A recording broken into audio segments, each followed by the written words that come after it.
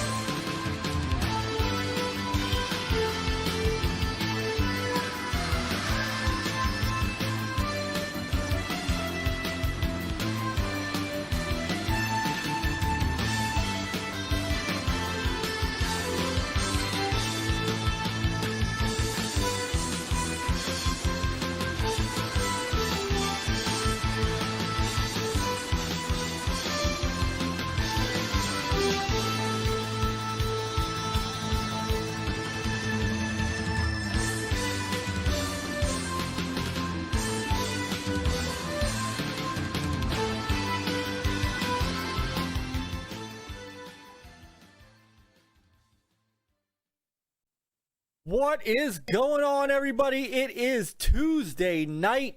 We are back. It is 9:30 Eastern. The NLG show. We are live. Look at this crew. Man, we are full up again. Had to have this guy back. You know, he was knocking on the door and he's like, you know, I'm gonna be off for a couple weeks. Can I come on again? So we had to let Sir X-Man back on, you know. He's so delighted to be here. You can't even hear him. He's muted. Yeah. How do you do? How do you put it? Yeah. How do you put? I don't know how you put up with this, K-Mega. I don't know how you. I don't know either. He is just talking away, and he doesn't understand. We can't hear him. Yeah. You're muted, Sir X-Man. You're muted. I can hear you, Sir X. Don't worry, I can hear you. Yeah. I can just imagine what he's saying right now. His sweet nothing. So. Yeah. Oh my God. Oh man. So anyway, we got to once we can get him to hear him again, we got an excellent show for you. Fresh new guest in the house. K Mega from the GRG podcast. What's going on, Mega? How you doing? Thanks for coming on, man. Yeah. Thank you, man. Thank you for the invite to MLG, man. I really do appreciate it. I'm always excited to come on to other people's podcasts, you know, and shoot the bull or whatever. Yeah. I love just talking about games, man. So yeah, man, really do appreciate coming on here. But yeah, you know, I had some free time. Right after this, though, I'm going to get to some gaming. That Halo looked good and crispy. They finally got rid of that blocky, old school Gen 1 garbage, and now this new aesthetic looks good. I'm very, very excited and pleased. So I can't wait to jump on after the show. All right. Mm-hmm. All right. Halo Infinite 2.0 kind of thing. Yeah, exactly. Mm-hmm. Looks pretty damn good. They shut down the servers to do this too for since 8:30 Pacific time to do this. You couldn't log on until they were set up to load everybody up. Well, it's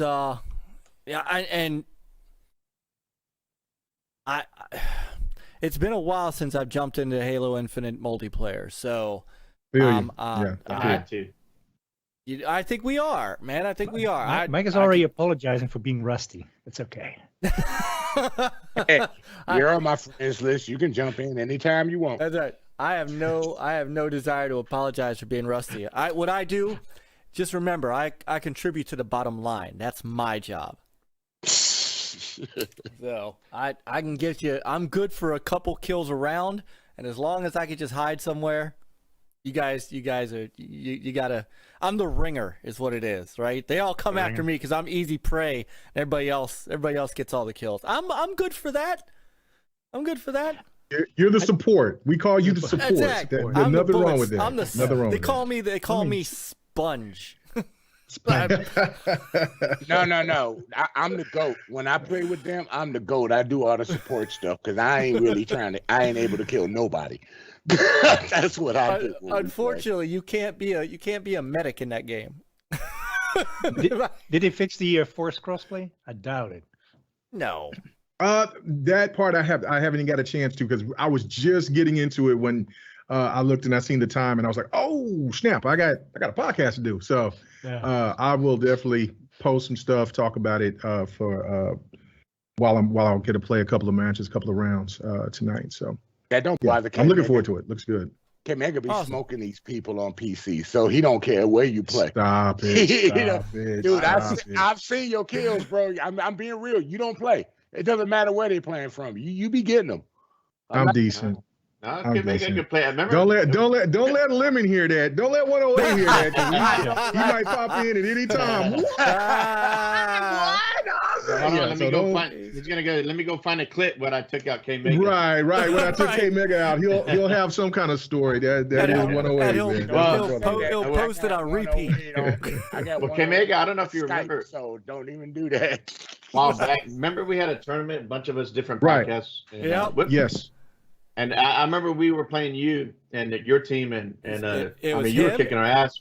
But I had one. Well, I had hold one on. surprise. There's a reason. One surprise move, and got you from behind, and how when you get that special move, and it's like, oh shit. Yeah. So, yeah. So, that's something I can be proud of. So So to be hey, fair, bro, and I'm not. It happens to everybody, man. I'm not taking. I didn't like. I'm sure I didn't like it, and I wanted to try to hunt you down, but yeah, no. No, man, you were like, oh, hold on, now. This is all I got. I only got 2 kills. Come on now. I'm not taking anything away. I'm not taking anything away from you guys because it was you, it was Xbot, it was Don. And then Xbot at the last minute found some freaking pro player tournament guy who just kept like all I kept thinking was, oh yeah, where's Ainsley when I needed him? You talking game down? Yeah, no, we were looking for one more person in game down. Yeah, he came. Yeah, he's a ringer. Yeah, game down is definitely a ringer. No, I got the ringer, K-Mega. Remember when I said, all right, son, take over? My 19-year-old son took over. So you got to watch out for X, man. That's just not right. Fight night. He'll pretend like, I'm like, damn, when did he pick up on his skills? He's playing a lot faster than he got his son playing. So you got to watch out for X, man. He's a little dirty like that. So, no, that was a fun time. That was a fun time. We should have a lot more of those. Yeah, no, that's what I was gonna say. We should have a lot more of those. Those are really good for the community. Not only just with Halo, but Gears, whatever the case may be. I'll jump on all types of stuff. I'm not good at Gears multiplayer whatsoever, but I'll lancer your ass to death if I have to. So there you go. Yeah. We did Titanfall 1 a few weeks back. That was fun. Oh man, I missed that. I was not able to get into that, but I wanted to, and I ended up not being able to get to that. I'm down. We did crack down. We did crack down Three's multiplayer. We had enough people to play because if you got 6 people that can jump in, the servers still work, and they even added a couple extra maps that we never seen before. Man, seriously? Had a blast. Multi-level map that we played that seemed like it went on forever. That map was tight. I loved Crackdown. That was one of the most underused but underrated multiplayer. Like it was a lot better than what a lot of people was anticipating because it didn't live up to the expectation. I get that, right? But it was really fun. I mean, and I think that's what goes a long way with a multiplayer game is how fun it is. And I mean, it was just absolutely fun. But it's incredible that just to see that the servers are still working after all this time because it's dead on a vine right now. But if you can get up to 6 people to jump in and play Crackdown, you can do it. It'll work. And so we did it. We made somebody who was sitting there just probably on their phone or just sitting back, maybe had a date with them in their office, and then they said, "Oh shit, we got a server. What's going on here? What's happening here?" So yeah, it was pretty funny though. Yeah, we played for about 3 hours or something like that, K-Man? Yeah, 3-4 hours. Yeah, we played for a while. Okay. All right. So I could play some Crackdown. And there's stuff I'm not terribly into. Like, I'm not a Call of Duty player. I know Peter is. I'm not a Call of Duty player, but I'll play Halo, I'll play Crackdown, I'll play Titanfall. Here's the big question: will you play Battlefield? Kind of left a sour taste in my mouth, didn't it? It did. Yeah. We played it when it came out on a trial. I Shut 'em remember up. we drove around and stuff, and it's like, I remember. I mean, if they've improved it since then, and it is in Game Pass now. They have I mean, improved it. Oh yeah, They have improved it's it. good now. All right. It's I mean, much we more could- improved now, but it was so bad I wanted my money back. I was so upset. And then a lot I of got people did. they said there's so many people that asked for their money back. We're sorry, we can't give you a refund. I was so hot, but really? Dang. yeah, so I had to deal with it. But it has gotten a lot better. I've played it with my boy the Don and Sir X-Man, and then I played it by myself about 2 weeks ago. Yeah, it's much more improved. Much improved. Especially with that new update, season 4. Oh my God, it is so dope. And they put season 4 out last week. It changed the game. We got our engineering back, K-Mag. Yeah, they brought the old school battle classes back, where they still got the characters, but it's the classes is back from the old battlefields, and that was a welcoming sight, because I don't even know some things about games I just don't even understand. Like I was just posted something to I think it was yesterday about Def Jam Vendetta and Def Jam the first Def Jam. Talk about that game. Well, but there was somebody that posted something about Def Jam Icon, and I was just like, I saw who that. at EA, signed off on that and said this idea will work. If you want to add that as a mode, go at it, whatever. But to change the whole fundamental of the game itself, and then just rest upon this new vibe, I just don't understand that. Who signs off on crazy stuff like that? It just blows my mind. So same thing about Battlefield. Like, why that is the classes is synonymous to what Battlefield is. Why would you change it like that? I don't know. That's true. Oh, yeah. That is true. Yeah, but we talking got to to go a back buddy and at try work it. that there's a couple of people that start their own studio from Battlefield, and it's another new FPS game, like 3-on-3.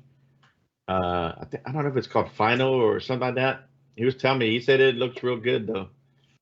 So I gotta find that, and I'll get back with you on that one. But he said that I believe on PC that the beta is coming out, so I get people in to check it out. Yeah, I'll definitely check it out.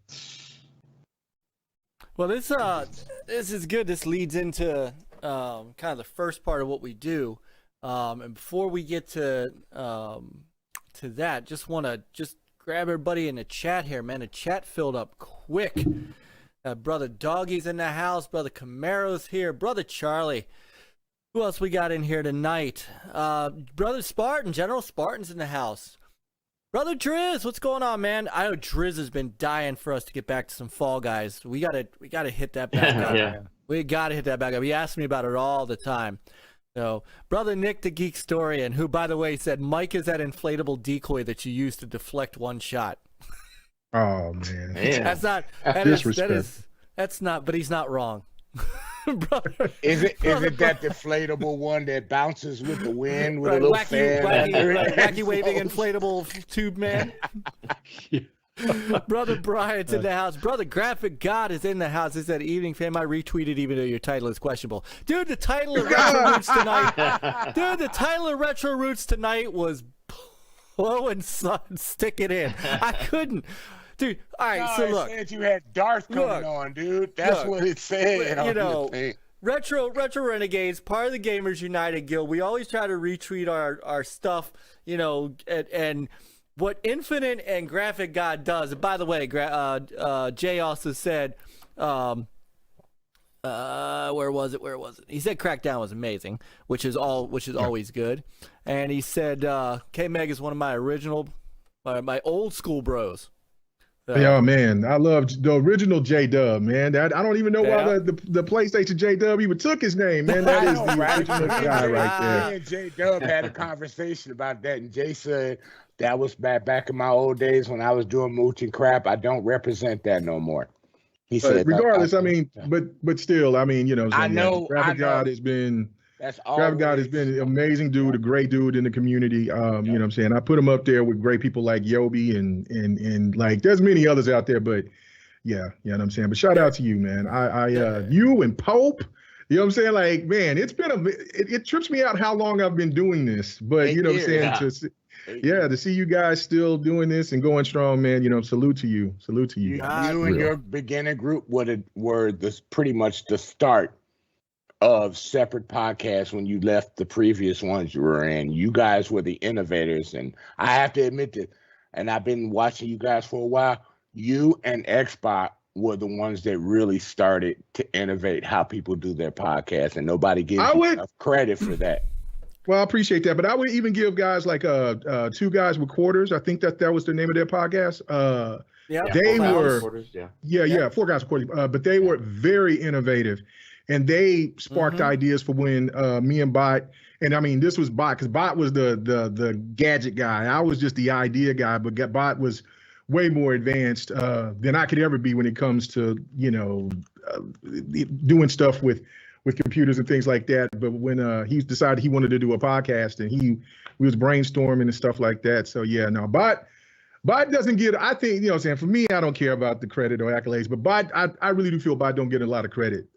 Bot has been doing it for a long time. Really, one of the great guys out there, man. He's one of my best friends, man. I love that guy to death, man. And I think that brother just don't get enough credit is due, man. And maybe it's that kitty ass voice he got for being like an old 60-year-old man. But you know what I'm saying? Shout out to my boy. I know, right? Xbox older than me. He's older than me. Oh, man. No, nobody's older than you, Trex, man. Let's just that. That's a good point.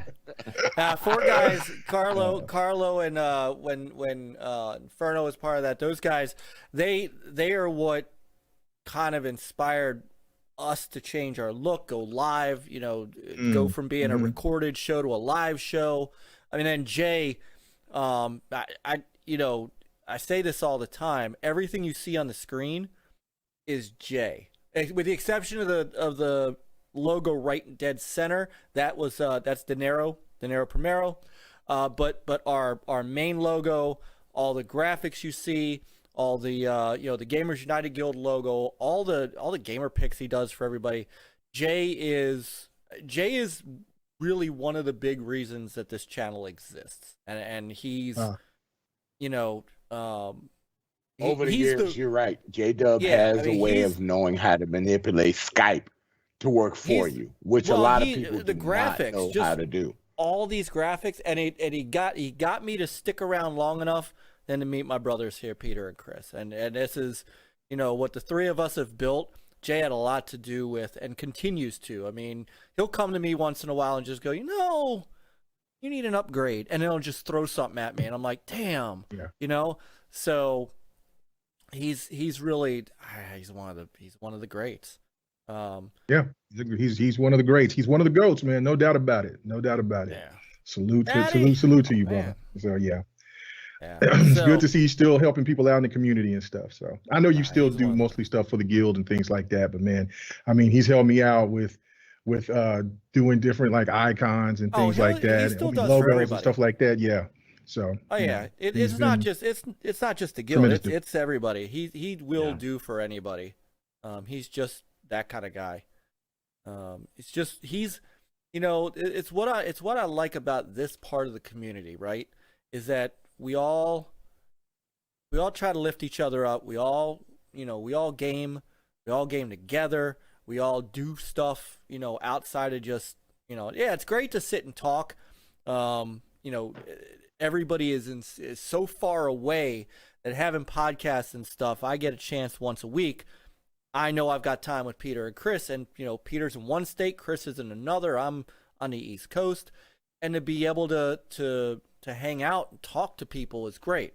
But we all take it beyond that. We all game. We all do the things that make this community what it is. So it's one I'm just absolutely thrilled to be a part of. So no doubt.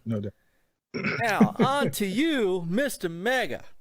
So what we Oh, like to right. do with anybody who comes on for the first time is we want to get to know you. You know, it's one thing being shot, getting our ass kicked by you in Halo. It's another to Oh learn my God, about. stop it. It's another to learn about your about you, about your gaming history, what you grew up on, what you like to play, and then give us a little bit about about GRG and what gamers recognize games. How that came about and what that's about. So let's get to the young Mega. All right, young Mega, baby Mega, Young 3 years Mega. old, man. Yeah. I remember it plain as day. My mom used to go to this laundromat, and it was and there was pinball machines and stuff like that at the time.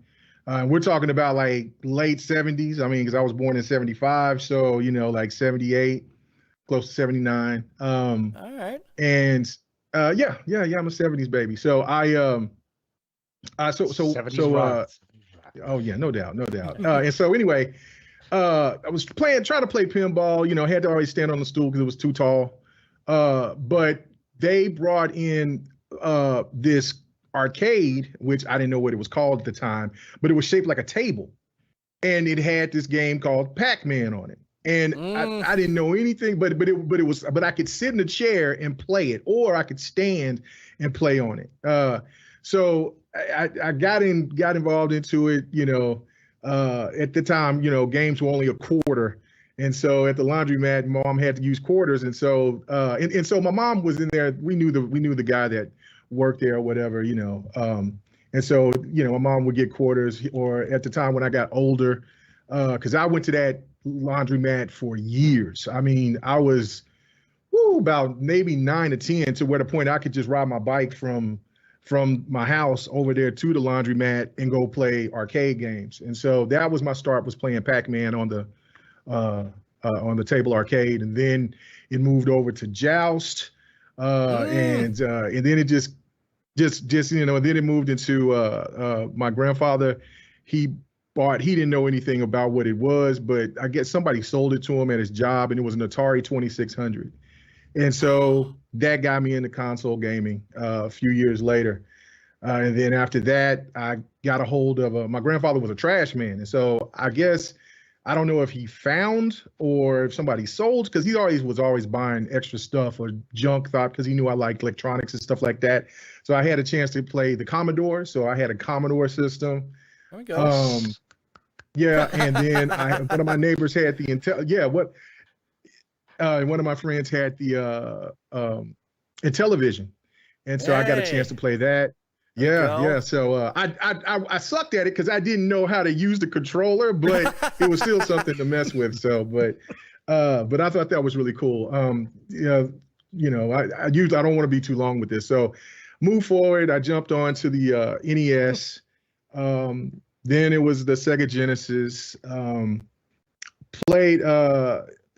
the Super Nintendo, but then I became a Sega guy because of Mortal Kombat. Mortal Kombat was like, because Mortal Kombat at the arcades was wild, but I could sneak and go play it, but it was, I couldn't sneak and go play it at the time. We're talking about Mortal Kombat. I was older at that time. I was thinking about another game that my grandmother wouldn't let me play. Oh, it was the very first fighting game that I played. And it wasn't even violent, but it was called Karate. That was my very first fighting game. Oh, yeah. And that changed my whole life on fighters. And so that's why ever since then, I've been a crazy fighter fan of just any type of fighter, pretty much.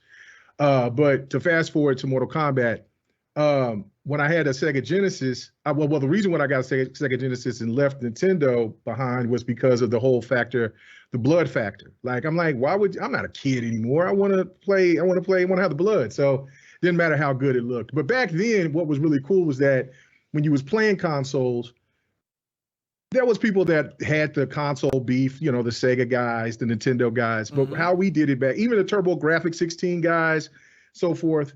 But what it was that we would go over each other's house, we would play, we would talk a little trash, and then we would go to our parents' house, and then we would tell them, hey, I would like to give me a Super Nintendo, or something like, or the vice versa. And then when you came over there after maybe about after Christmas or a birthday or something like that, they had a Sega Genesis. The whole thing was about, you know what I'm saying, if I can't whoop your ass on your console, I'm gonna get a console just like yours so I can get good at it, so I can whoop your ass on this, and I can still whoop your ass on my particular console. That's how it used to be. I mean, the shit talking has always been there, but for me, it was just more that's how gaming was. I mean, the corporate wars and stuff like that, didn't really know too much about that until reading about it later. But that was the console war back then in the late 80s, early 90s. Then I had to make a decision. I was older at this time. I had my son when I was in high school. So there was other extracurricular activities I was getting into other than gaming. So anyway, I had to make a decision on what I wanted to get, and I wanted to get the Sega Saturn, but I seen this poster of a game called Toshinden, and I was like, what is that? And this guy was telling me about this console that was coming out, and it was from PlayStation. And I mean, it was from Sony. And I was like, what, a PlayStation? I'm like, what is that? Oh man, whatever. But it was $100 cheaper. So I was like, man, I want the Saturn so bad, but man, and this Toshinden game looks hot. So I went ahead and got a PlayStation. After that, I went crazy. You would not have known it, but I was a crazy, wild PlayStation fanboy during the PlayStation 1, PlayStation 2 years. And what changed my whole gaming was the Xbox, was a game called Halo.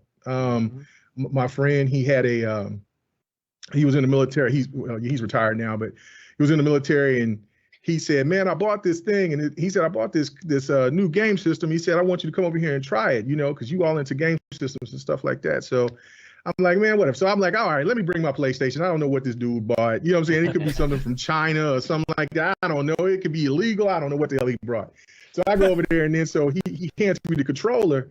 And I'm like, bro, what the hell is this? And you know how the Duke was. The Duke was like this big, man. Like, it was massive. I was like, what is this, a dinner plate? This is a controller? I was dogging out the Xbox controller. And I was like, man. We had big hands. Man, well, regardless, I was like, man, unplug that garbage, man. Let's put in this PlayStation 2, man. Let's get to some game. He said, no, man, I'm telling you. He said, there's this game on here, man. I want you to try. And so we booted it up, and I had no idea how to play it, right? But the only thing I could say is that it was really pretty. And so I kept on trying to learn it. It took hours to me to figure out how to maneuver and how to play it. And then I lost track of time. And then another homeboy came. Well, a couple of homeboys came because we were supposed to go to the club that night. And long story short on that, we all started practicing on it, trying to figure it out. We played the 4-player split screen. And next thing you know, it was because we all started to figure out. And then next thing you know, it was like 10:30 the next day. When I went over there, it was like 1 o'clock, like 1:30, somewhere around there, the day before. And we played Halo until just the multiplayer split screen until 10:30 plus. Well, a little bit after that, the next day. That's how much. And I didn't like shooters. Shooters weren't my thing. 007 was cool. I really enjoyed that, but I really wasn't a shooter fan. Because to me, the best shooters were on PC, and I wasn't a keyboard and mouse guy. So. But so yeah, that really changed my whole perspective of it. And so I really got in. I was like, okay, I'm gonna have to get one of these Xboxes, but I don't even know where you can get one at. Whatever. The other selling. So I was like, I might wait and get one later on or whatever. But what was also another selling point was that, like a couple of days later, I went back over there because I wanted to play some more Halo, and he was listening to music. And so I was like, bro, you get you a new CD player? He said, no, man, it's this Xbox. It's got a hard drive in it. I said, what? He said, a hard drive. I said, a hard drive? I said, don't you put that in computers? He said, no, bro, I can download music in this thing. I said, you can do what? And then he said, man, hold on. I got Madden. Watch this. And so he put in Madden, and then the music in the background that he had, I was sold. I said, man, where can I get one of these? I'll buy this one off of you, bro. I'll get this one. And so anyway, that was the innovation of the Xbox. Changed my whole perspective of everything at that point. Xbox, PlayStation, Dreamcast, everything. And at that point, Dreamcast was on the way out. I was sad about that. And then that's what kind of changed my whole outlook on the console situations. Being, diehard PlayStation guy, then kind of switching over to Xbox, still kind of in between. But then when the 360 came, and with all that, the innovation within that, like having apps and the downloading thing. You've never seen a video game console have downloads and all different types of things like that before. I just blew my mind. And then of course the Kinect came with it, and everything, and just the games, just the crazy type of games that were that usually would be only synonymous with PlayStation were on the 360. I was lost. And then that changed my whole perspective of where I wanted to game at primarily. I always supported PlayStation, but at that point, I was like, man, my PlayStation 3 was getting dustier and dustier. So then, then it turned to Xbox One, the Series X, I got the PlayStation 4, and now I kind of got into, well, I would say maybe about 10 years ago, I started getting into PC gaming as well. And so I started doing that, and then I just got finished like about a week and a half ago, building a new build, and got the 4080, the 40 series.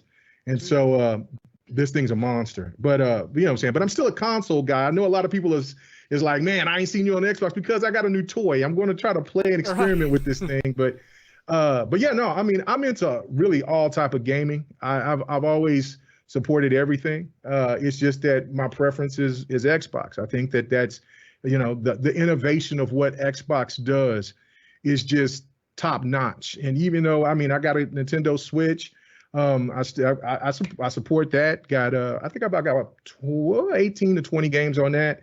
Got 100 and some games on my PlayStation 4. I'm going to skip on the PlayStation 5. This is going to be the first time that I have not bought a PlayStation, but I feel like I can wait for their games. And my one thing for my one excuse for that is that if you want to raise the price to $550, then ask me to pay $70 for video games.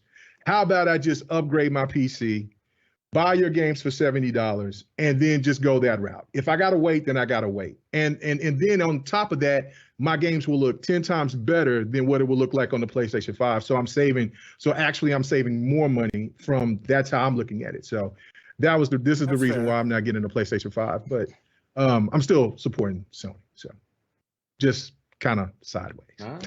There is something that you forgot in that equation that you. Yeah, I was trying to be quick with that because it's a very, very long story. So I don't want to take up the whole damn show just talking about my history. No. It's what we love, man. I live for this. I live for this. He did not join Xbox Live until the 360. So he no, I was still a PlayStation. Yeah. That's true. That's true. I still had a PlayStation mentality. I didn't join. I got like the silver service back with the 360. I didn't even know that the original OG Xbox had online. Every time that I didn't. And then on top of that, like everything that I played before then from like the PlayStation 2, you had that little device that you hooked up into the back, and then I'm trying to play Madden, and it was garbage. And then even with the Dreamcast, it was garbage here. And you know what I'm saying? It could have been internet in the big coast might have been decent, but in Oklahoma, nah, man, it was awful. We only had DSL at that time, man. We still had internet that would go. Oh, dollar. So yeah, no, man, no. All right, that's fair. So I was late to the party. So I didn't really get into online gaming until towards the end of the 360 generation. So he didn't get that Halo 2 love. We did LAN parties. We did LAN parties. That's how we did it. Yeah, that's how we did it. LAN parties. Oh man. There was a guy at the game store that I knew. His name was Frosty, and he was his father owned the store, and on Sunday nights, he brought up the idea of like, hey man, let's do a LAN party. I was like, what the hell is that? And he said, man, we hook up our Xboxes and we all play. I said, how is that even possible? And that was another thing that got me more of a, so I was doing LAN parties up until Halo 3. So I wasn't even knowing about online. Nobody didn't even discuss it because we were just doing the Halo nights with the LAN party. So like, yeah, I missed out on all the online gaming experiences on the OG Xbox and like I said, all the way through. The first true online game that I played was NBA, I think it was 14, or I think it was 14. But if not, I know for sure the multiplayer shooter was Modern Warfare 2. That was the first time that I really got invested into online gaming. That was a good game too. Yeah. Damn good game. That's Playing fair. a lot of that online. Yeah, that's fair. So yeah. So then, how did you parlay that from gaming and LAN parties and then the eventual online to getting onto to YouTube and getting into streaming and doing and then building GRG? Okay, so it's kind of crazy because I joined a Facebook group and I was just getting off MySpace. MySpace was dying. I was sad about it, and then I was like, "What's this?" People was like, "Man, go to this Facebook stuff." So I went to Facebook, and then I seen that there was different places that you can go and communities, and so there was a video game community. So I got in there, and I started meeting a lot of at that time content creators. I didn't know what a content creator was at that time. I mean, I think people were just calling them YouTubers and stuff. So but instead of content creators, and I was always. And so I started watching YouTube content like Angry Joe was one of my favorites back then, game trailers. Of course, when I would watch X Play and I would watch all that stuff. And so I was like, man, that's really cool. And so I met XBot through that Facebook group. We was talking about some games. I ran into and so they were in a group called We Game Here. And I met Kid Smooth, and there was Rise and Grind, and then there was King Dre, and there was a lot of others, Dorian and all them. And so we was just in there, and we was playing Titanfall, and we was just talking about gaming. You know how it is, like in Xbox parties or whatever. And we started talking about stuff and everything, and then so Kid Smooth was like, "Hey man, you know what? You got a good voice for that, man. You're pretty knowledgeable on this stuff, man. Have you ever thought about doing YouTube?" I'm like, "What? Nah, man, that's shit for somebody else." And I said, "I ain't sitting there wasting my time doing that. Man, hell no. Nah, man, y'all crazy. Y'all got that." And so then the big homie, Big Kahuna, was kept hitting me up and talking about, "Man, why don't you really do it? Why don't you do it? What's it going to hurt?" And so that kind of propelled me to do it. And then I was asked to be a part of We Game Here, and me and XBot, we became more tight. And this kind of went from there. And so I kind of basically got started. But see, I never really got a chance to talk about video games. We were talking about sports because, We Game Here was kind of a little bit of everything. And so I was talking about sports. And so I was like, hey man, when I'm going to get a chance to talk about gaming? And so they never asked me to come on for some reason. So then I kind of faded out. I had like life issues to deal with, things like that. So I kind of dropped out. I did make a channel or whatever. And I remember my very first comment on my channel was, "You suck at this.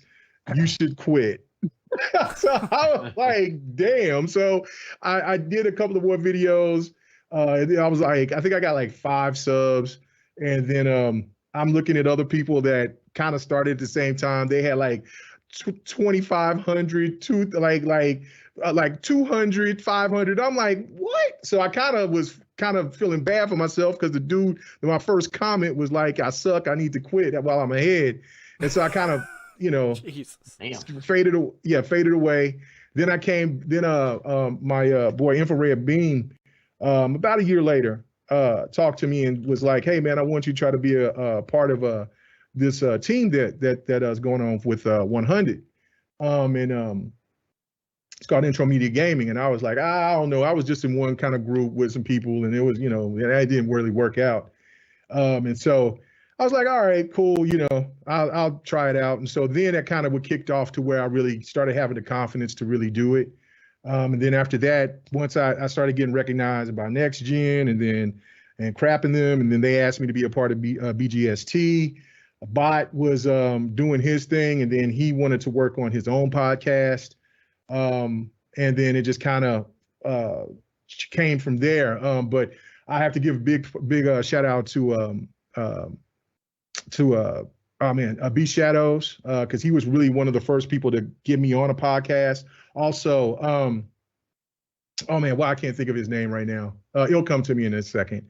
But those two guys actually got me onto a gaming podcast and gave me a little bit more confidence and told me just to keep working at it. And so I was like, Anchorman V, that was his name. Anchorman V and B Shadows. Okay. Those two guys, Yeah. you know what I'm saying? Yeah, shout out to them. Much love to them. And then once I got onto BGST, things just started kind of rolling for me. And then that's kind of when I met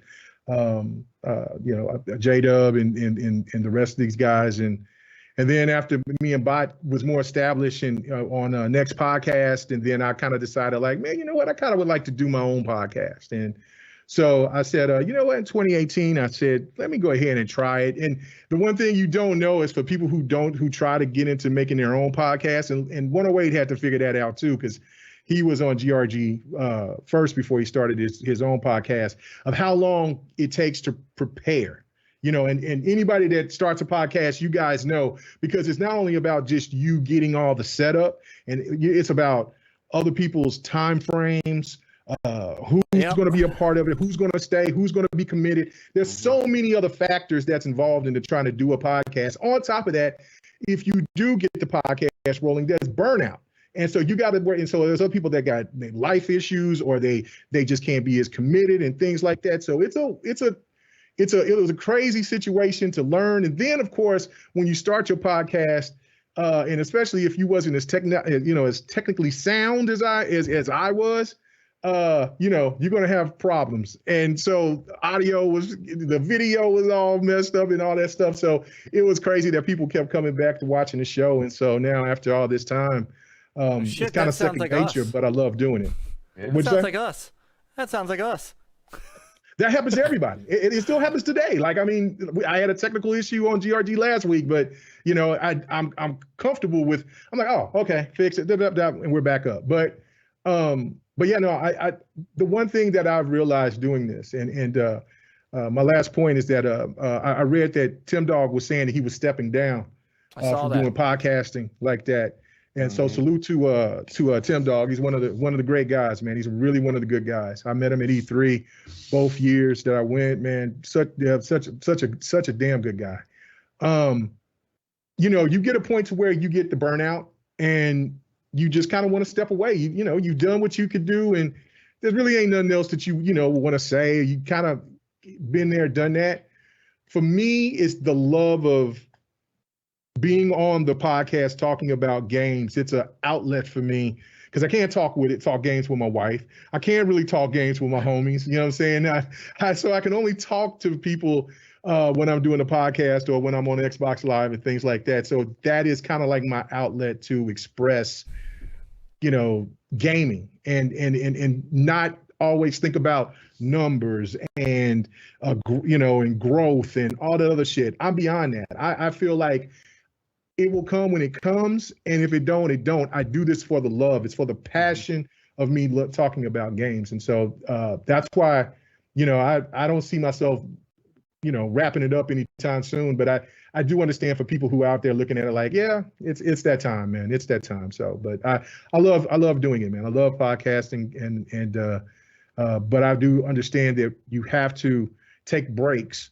That's why when I see people that's just so hard at it and they constantly doing it over and over again, it'll be fine for the first couple of years or so, but it's going to hit your ass eventually. And then people are expecting you to still come with that content like that. And when you can't, because you're physically just mentally not there, it will show, and that will resonate back. So it's a lot of growing pains, but the longer people do it, the better they'll be fine at it, man. But I love doing it. I love doing this. That's great. That's And what you I got a always great. say. I If mean, it becomes like a job, then the fun is Yeah, over. yeah. When it feels like a Yeah. job, that's when you know it's too much. You know what I'm saying? That's when you know it's too much.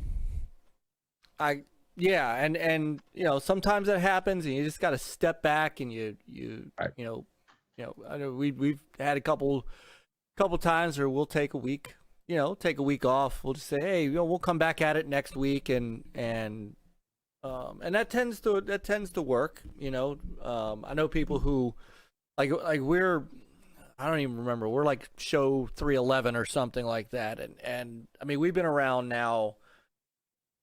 June will be 8 years. You'd think we'd have a whole lot more, but sometimes Same. yeah, I should be at sometimes you just 600. I'm only like 360. It'll be my 368th or 369th episode this week.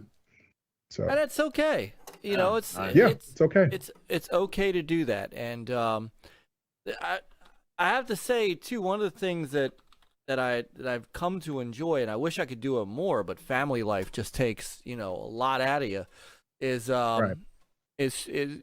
game streaming and just having people pop in chat and you hang out with them, and I enjoy that a great deal, right? Because it's not about the game playing. I could sit and play the game by myself, but to have people pop in and say hi, and X will tell you last night I was trying to play Wolong, and I spent an hour and a half getting my ass kicked by that first boss, and and Dude, I had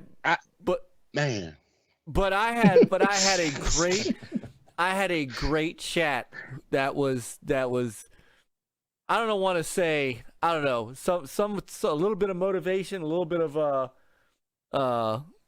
egging. And once you get through it, but people hung, and we had fun, and that's what I like. So. Myke, I saw you once, and you were getting ready you stood up and you were ready to throw that controller through the TV, dude. I was like, oh my God, he's ready to throw the TV, throw the controller. I swear he was. There you go. There it is. John said it ended up applying yourself, brother Myke. That's funny. All you had to do was also, lean forward and get serious. I also do this this thing called Fight Night Sundays on Sunday nights, where I play all different types of fighters, and that to me is also just a love letter to fighters. I love fighters. I like it's one of the last Sebastians of just the old school way of gaming. A mono. There isn't a crew of people here. It's you and your opponent. And the mistakes that is made is not about somebody else when you're in a shooter or something like that. It's you. If you make a mistake and somebody can capitalize on it, you get your ass beat, or vice versa. That's what I love about fighting. I mean, and since I'm older, these old ass hands can't sustain with some of these young kids. But when I do get my chance to win and get on them or whatever, it feels good. But I just love the sense of competition behind it, because it's just great. And I'm also loving the fact that Fighters was on a downslope for a really long time, but now a lot of people are talking about it because of what Street Fighter 6, Tekken 8, Mortal Kombat 12, and then of course these games is dropping on Game Pass, Strive, and Cross Tag Battle. I love the fact that, and then JoJo Bizarre Adventure as well. It's like, if these games can get on Game Pass, yeah, it's a great game. Yeah. But see, a lot of people, I get it. Like, if you're not a fighter fan, why would you spend $60 or, 40, 30, 40, 60, $70 for a fighter if you have the opportunity to get those games to play them in Game Pass or PSN or whatever? I think that's the best opportunity for people to want to get back into fighters if they are willing to give it a shot. And so anyway, but Fight Night is another thing to me as a love letter. I really do like doing it. And like I said, it's an outlet for me. You know what I'm saying? Just want to show support. Look what Myke put in the video stream. Oh, there you go. Some of your games. He gonna see me being in some pain, because this damn dude was whooping my ass. I was in some pain, bro. He was beating me down.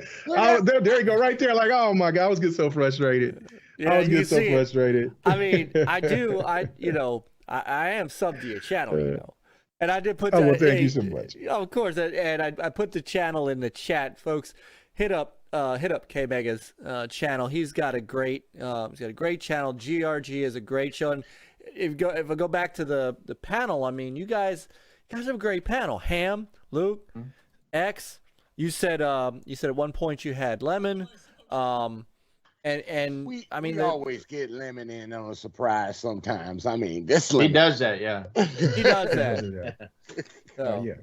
you know. Yeah. Also, I mean, we weren't the first podcast to put female gamers on, but I wanted to make emphasis when I first started GRG to have female gamers on there. So big shout out to Delilah HD and Lady Infamous for being on, for signing on and staying on for some years. And you know, I kind of want to keep that going. Mitchie, she's around, but she got to work.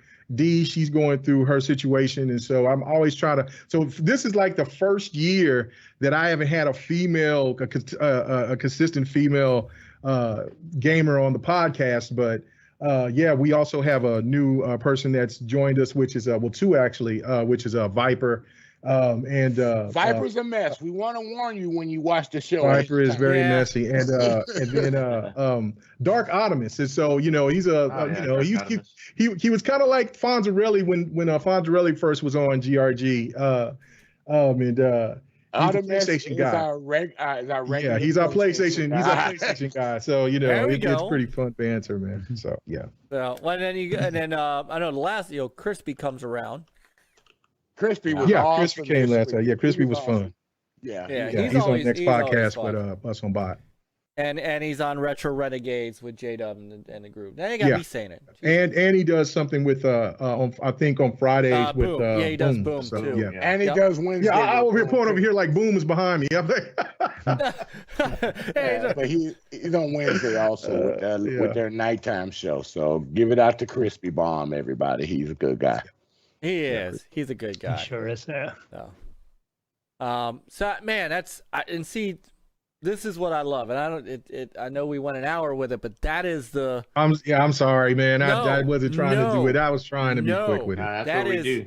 No, this is. I mean, you know what sucks? It shows you how long I've known this guy. It's kind of messed up.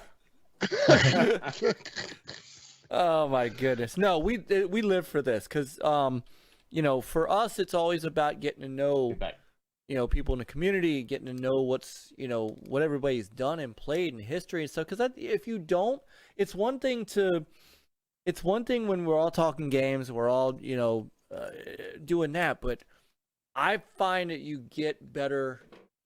develop better relationships when you know about the people that you're talking to. And so we love to have people, that come on, like we did with X.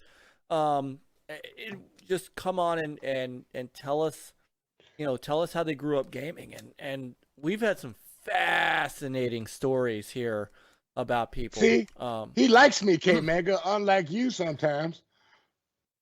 Tyler, we no, man, I love Sir X Man. He's just Sir X Man. We got a big saying. We need Miss Betty to come take care of him. Sometimes we need Miss Betty to go take him down, give him his little graham cracker and milk, and put him to bed, because sometimes he just kind of go crazy. Yeah, but you love it when the Mogwai comes out. When I have my goodness, you love that. Oh my goodness. All right, so we're gonna get into a couple topics here, get a couple things off our chest. And I am going to turn this first topic over to Peter. I don't know where Chris went. Chris said, I'm going to be back, and I don't know where he went. So, see, look, Boogeyman says he enjoys he said, don't worry. Don't be sorry. We enjoy hearing your story. The topics list isn't really set in stone anyway. They're more guidelines. Oh, man, appreciate it. This is true. And it never is. Yeah, a topic list is more a list of suggestions that might or might not.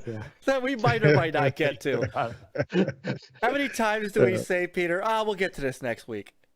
Yeah, and then we never do. Oh, I do this every week. I do that every week. I do that every week. I put out some topics, and I'm like, I know this topic ain't gonna go long. I know it's not, and it'll be the longest topic. Like, how the hell? Like, how did this happen? It is. It's what like it is. right. It's like fighting right. It's like fighting a boss in Wulong. But Right. By the way, that's when you know you're having fun with Yeah. the group of people that you're with. by the Chemistry way, is always the most important thing. just for the record, I do like Wulong, and I am going to keep playing it. I have. It is not. It's going to take it you is- long. No, he's got Wulong. hams that's gonna help him out now It'll because take he's me got to the Wulong. co-op That's right. level. I got to the co-op level. Ham said he'd jump in and play with me. Mm. So Shout out to Ham There's a Solo. co- man. Shout yeah, out to There's Ham. co-op in that game? yes, Yeah, there after is you apparently. get past the first boss, it unlocks. How many is in the co-op? Because I only played with I don't one other know. person. Is it just Sue or is it more? I don't know. I'm going to find out though. Oh, I was about to Google it, but you're there already. No, go ahead. I'm not. All right. So, and Geekstorian, who's got a great channel. He's a fighter guy too. He's got a video coming that he thinks he's going to drop this Friday. That's the evolution of fighting games. So Geekstorian does a lot of game historian stuff. He's really his stuff is tight. So it might be something to check out. Oh, I'll definitely check it out. Yeah, I love it. I love watching fighting channels. You know, I mean I just love fighters, man. Everything. Tekken is my favorite. It's crazy. I love the I always say the Witcher, but the Witcher and in Mass Effect and all, those games are all fantastic. But Tekken is my favorite gaming franchise. I do this as a crazy tradition. Every Tekken that comes out, I buy the collector's edition and then I buy another copy, and I do not open it. So I got up in the attic. I got 4 copies of Tekken games that has not been opened. They're still in the wrapper. So Damn. That's pre-COVID era, so it's priceless. maybe I just love Tekken, man. And then I also buy Tekken on every platform just because I want to show so much support for that franchise. It's ridiculous. So I don't know what. I'm Go sorry, ahead. K-Mac. It's a total of 3 players can do Oh, co-op that's- to Wulong. That's really cool. That is. I need to catch up. That's really cool. All right, Yeah, we get gotta on catch it. up. So, all right, but Peter, I'm going to warn you. That first boss is a biatch. My, discouraged. you use the foul word? Say what? Come on, let's be honest. I was using some. It's not like I was Elden using Ring some- where the first guy on the horse you can just run No, past it and be done with it. no, Come back later. No, Wow. no such thing. no. But I will say this, and I think I have landed on the fact that so people have been saying, oh, it's like Dark Souls, it's like Neo. I think that game is very much, which is why I'm going to power through. I powered through that first boss, and why I think I'm going to keep playing. That game reminds me of Ninja Gaiden 2 on the 360. I'm a big Ninja Gaiden guy. And I mean the Xbox, the Totonobu Itagaki versions. The man. The man. Myth. Please come back, Totonobu. Please come back. I had a pleasure. I would love it. I've had the pleasure. I just wanted to ask a question. I'm sorry. Yeah. Do you think that in today's climate in gaming that they would bring him back? Because I mean, he's raunchy. I mean, he makes badass games. I mean, the last game that he made wasn't that great, but I mean, his flavor, his style, I feel that's so missed. That's why I like Wanted Dead. I like Wanted Dead. I really do, because it reminds me of that type of style. But yeah, no, I would. Do you think that the way gaming is now that he could make a comeback and make some games? I think being himself, I should say. I think under the right circumstances, I think he could, as long as, I mean, look, I would love to see another Dead or Alive beach volleyball, but that's just me. Yes, sir. That's just me. Yeah. That's just me. Oh, look at game. that. That's The just volleyball me. was good, though. It wasn't. Now- I thought he was going to say Dead or Alive the Fighter. He said beach volleyball. So, ooh, But even Dead or Alive, Yes, go sir. back to the roots and not like the, the $60 add-ons Yes. that you, Oh, yeah. Yes. yeah. Now That was he trash. did. You can spend like thousands of dollars to get the complete edition. It's like, what the Yeah. fuck? Yes. What are you It's a thinking? total on DOA 6. It's a total of $1,300 to get every $1,300, single yeah. add-on. Every Yeah. single add-on. Yeah. I that's got crazy. most of them. I got most of the add-ons for DOA 5 because they were just giving a weekend special with a lot free. They Yeah. gave a lot of costumes and things free. I But would DOA 6 took it to a whole new level with how much they're Yeah. trying to charge you. And I didn't, and that's sad because that's, that's just a losing strategy. Maty said, Absolutely. Maty says, perv. I'd like to think. Actually, Hey, I'm gonna what's perfect uh, if it's perfect married. simulation, you know? Hold It's on. not being Maty, not perv, married. married. Married. Yes. There's a different level. He should get a pass for that because I'm married too. So I know Thank there's a you. different level to Thank that. you. You're So- married to the, how much bigger can I make certain things grow? You're married to that. Come on. So But the volleyball was good in that game. A lot of people Yeah. don't think about that part. Yeah.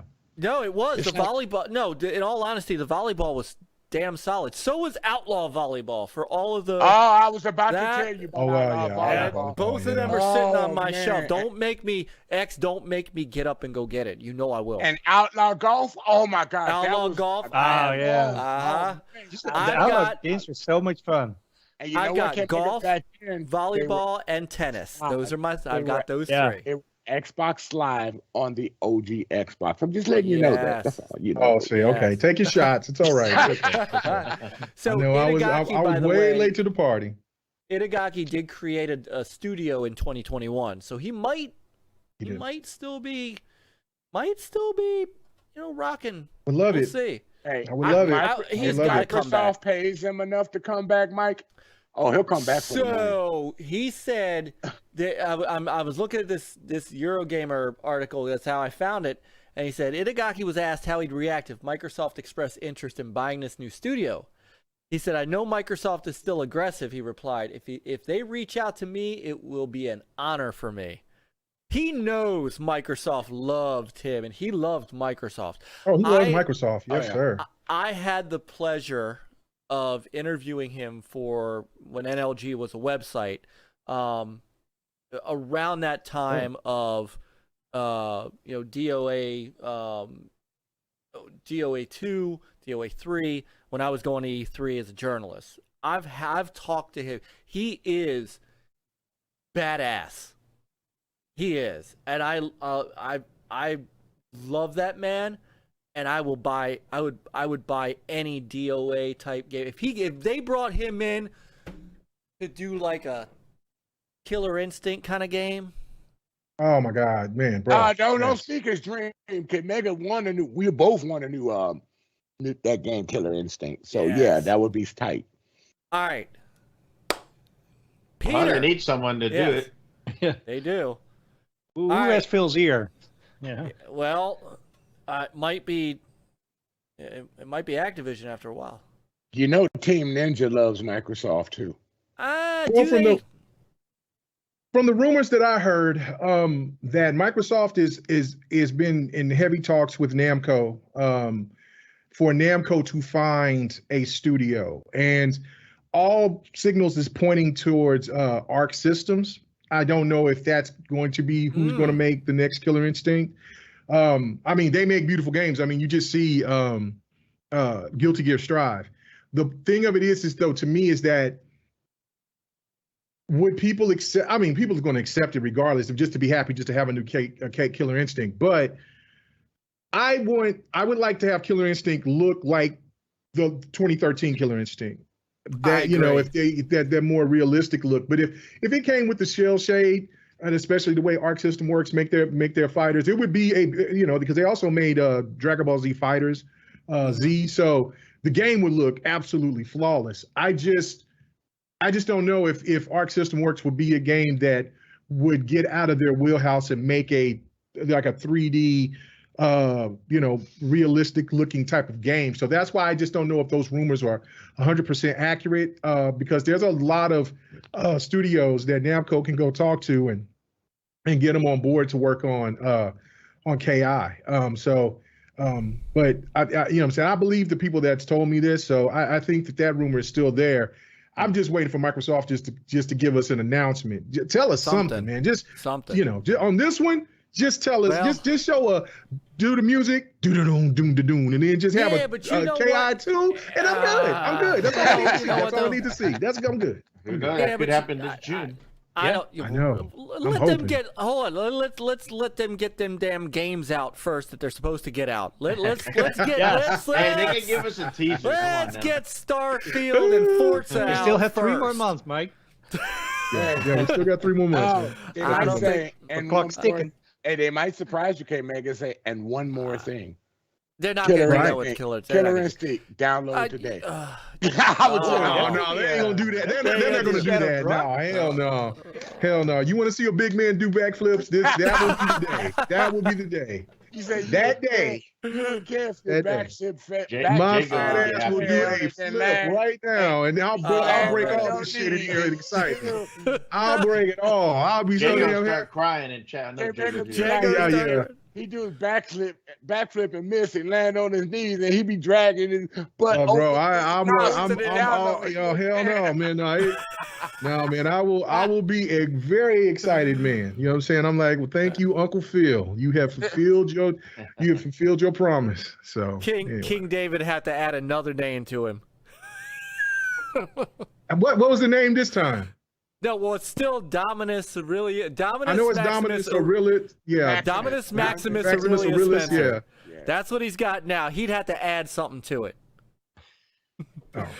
But you know what? You can't tease with stuff like that. You can't tease with stuff like that, because the one game that nobody talked about in all of this fighter stuff is the one game that Sega teased, and you never heard anything about it again, and that is Virtual Fighter. I don't know where Virtual Fighter went. Talk about it all the time. That was my game. To this day, great game. Great fighter. To this day, I still throw Virtual Fighter 2 into my Saturn and will play.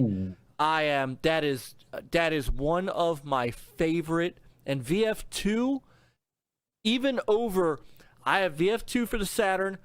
Well, actually, when I got VF for the Saturn, I got VF Remix for the Saturn, I got VF2 for the Saturn, I got VF3TB, Team Battle, for the Dreamcast, and my favorite is still to this day 2 on the Saturn. My question is, do you have Virtual Fighter 5 for your Xbox? No. Oh, man. I gave up because Sega gave up. That's well, you gotta have Sega gave up. Sega left me. I didn't leave Sega, K-Mega. Sega left me. Join us in a fight night and you can get your Virtual Fighter on. I might have to. Is it back compat? Because I might have to. It is back compat. Back compat. Also, and then on PlayStation they have the Virtual Fighter 5 Showdown, which I'm hoping that eventually that will get ported over to the Xbox. This year sometime, but yeah, no, that they have that. It's supposed to be a more. It's got supposedly getting set up to have rollback netcode, all that other stuff. But it's I wasn't feeling no rollback netcode the last time I was playing it on PlayStation 4. But it's much more polished. It's much more refined. So I think that they're setting up. And like you said, I remember there was those clips that they were showing of I think it was Akira, and I was like, oh, are they really going to do it? So I think that Sega might still do it. I don't think Sega's giving up, man. I think they're working on some bigger titles. We've seen that they have been teasing and having surveys and stuff of Jet Set Radio and other stuff. I think the great Virtual Fighter might be back in, might make a comeback. I think because Fighters is trying to make a comeback. I really do think that there's a chance it could come. There's been rumors over the year that they are working on a new Virtua Fighter 5. I say just rumors, but hopefully that comes to fruition. I'm hoping hoping. so. Just like next year, so I can't wait for this real quick. This Capcom show, because from what the leak was that these hackers got, they did show a Power Stones coming in 2024. And be still my beating heart. Looking for what'd you say? Yeah, I love still Power my Stones. beating And heart. I don't know if it's going to be a remake or a continuation, but any Power Stones with a multiplayer aspect will be hot. Even if it's it's a remake, I'm sure. Even if it's got online multiplayer, I'm in. I'm in. Oh yeah, I'm in. Day one. I will. I had to have Power Stone import. That's how bad I needed Power. My Power Stone is import, both of them. I needed to have it. I could not wait for the US Dreamcast launch. I had to have it. Yeah, my Power Stones 1 is in the American version, and my Power Stones 2 is an import. Nice. So I know the feeling. All right. We can talk fighting games all night, but it is time. You can't talk fighting games all night. My wife heard me talk about fighting games. She walked right out. She blew me a kiss and walked out. I have been waiting. She said, "Deuces, I'm out." Peter came to me yesterday and said, I brought this up in Boom's chat, and this might make a great topic for the show. And I'm like, yes. Anytime I can get a good topic from Peter, we are down. So, Peter, I am giving the floor to you, brother. Oh, to the victor go the ads. Now, what really spawned this question is like, with Hogwarts Legacy, there are so many people that are not aware that Hogwarts Legacy is not only on PlayStation, but also on Xbox. And that made me think it's like, whoever has the marketing rights, they promote it like it's their game. But is this a case of like false advertising? Especially when you might have some dubious slogans on there like only on PlayStation 5 or something like that. Well, I thought they do that because they show the exclusive add-ons. So they consider the exclusive add-on as saying only on PlayStation. But in the fine print I've seen, sometimes a lot of people don't catch it. It says available in other places or something to that narrative in fine print. I'm going and looking for because I want to grab that video to kind of prove. So, Peter, start off with what your thoughts on this are while I grab this trailer. Yeah, I mean it's it's the same thing. Like even though digital is now becoming more people buying digital, but even in the stores, you walk in and you see like, oh, this is like Call of Duty, and it's like all blue around it. It's like and the same thing with Hogwarts. If people don't know better, then they only think it's on that particular platform. So, I mean, this is like slightly misleading. It's almost like the need to have warnings like with drug commercials on TV can cause all those side effects and other stuff. Well, I'm gonna let Chris talk because Chris has been quiet all this whole time. So I know, right? Yeah. No, I just did a little bit of research. I was just gonna ask him, like, where'd you see this ad at? Like, was it a trailer or for the Hogwarts DLC on PlayStation or what? Not like ads, but things like in store and stuff that people like, or like like buses and metros or buildings and other stuff. It's like. Destiny did that. And it's not just this one game. It's been going on for a long time, and it's not just PlayStation. It's whoever has the marketing rights make it seem like it's only on that particular platform.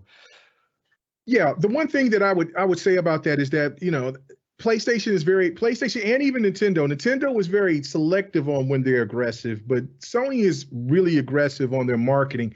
Microsoft has its moments, and then others they just kind of go dormant, and you don't see the same aggression. Like when I'm a person that likes to watch a lot of sports, so when I'm watching college football, college basketball, college whatever, then it's you got the Sony.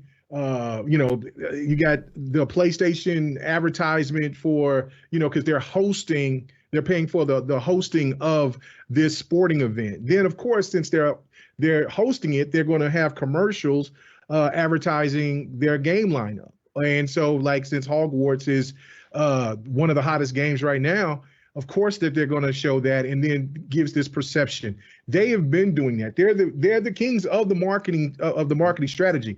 Now, if you're watching something on like Cartoon Networks, like Toonami, or if you're watching Adult Swim or whatever, Nintendo is very aggressive around that time. It usually come around 11 o'clock p.m. My time, and all night long you'll see Nintendo stuff and PlayStation stuff. Don't see Xbox at all. I understand that their strategy on certain things is the media, and then of course you have content creators and things like that, and that does help.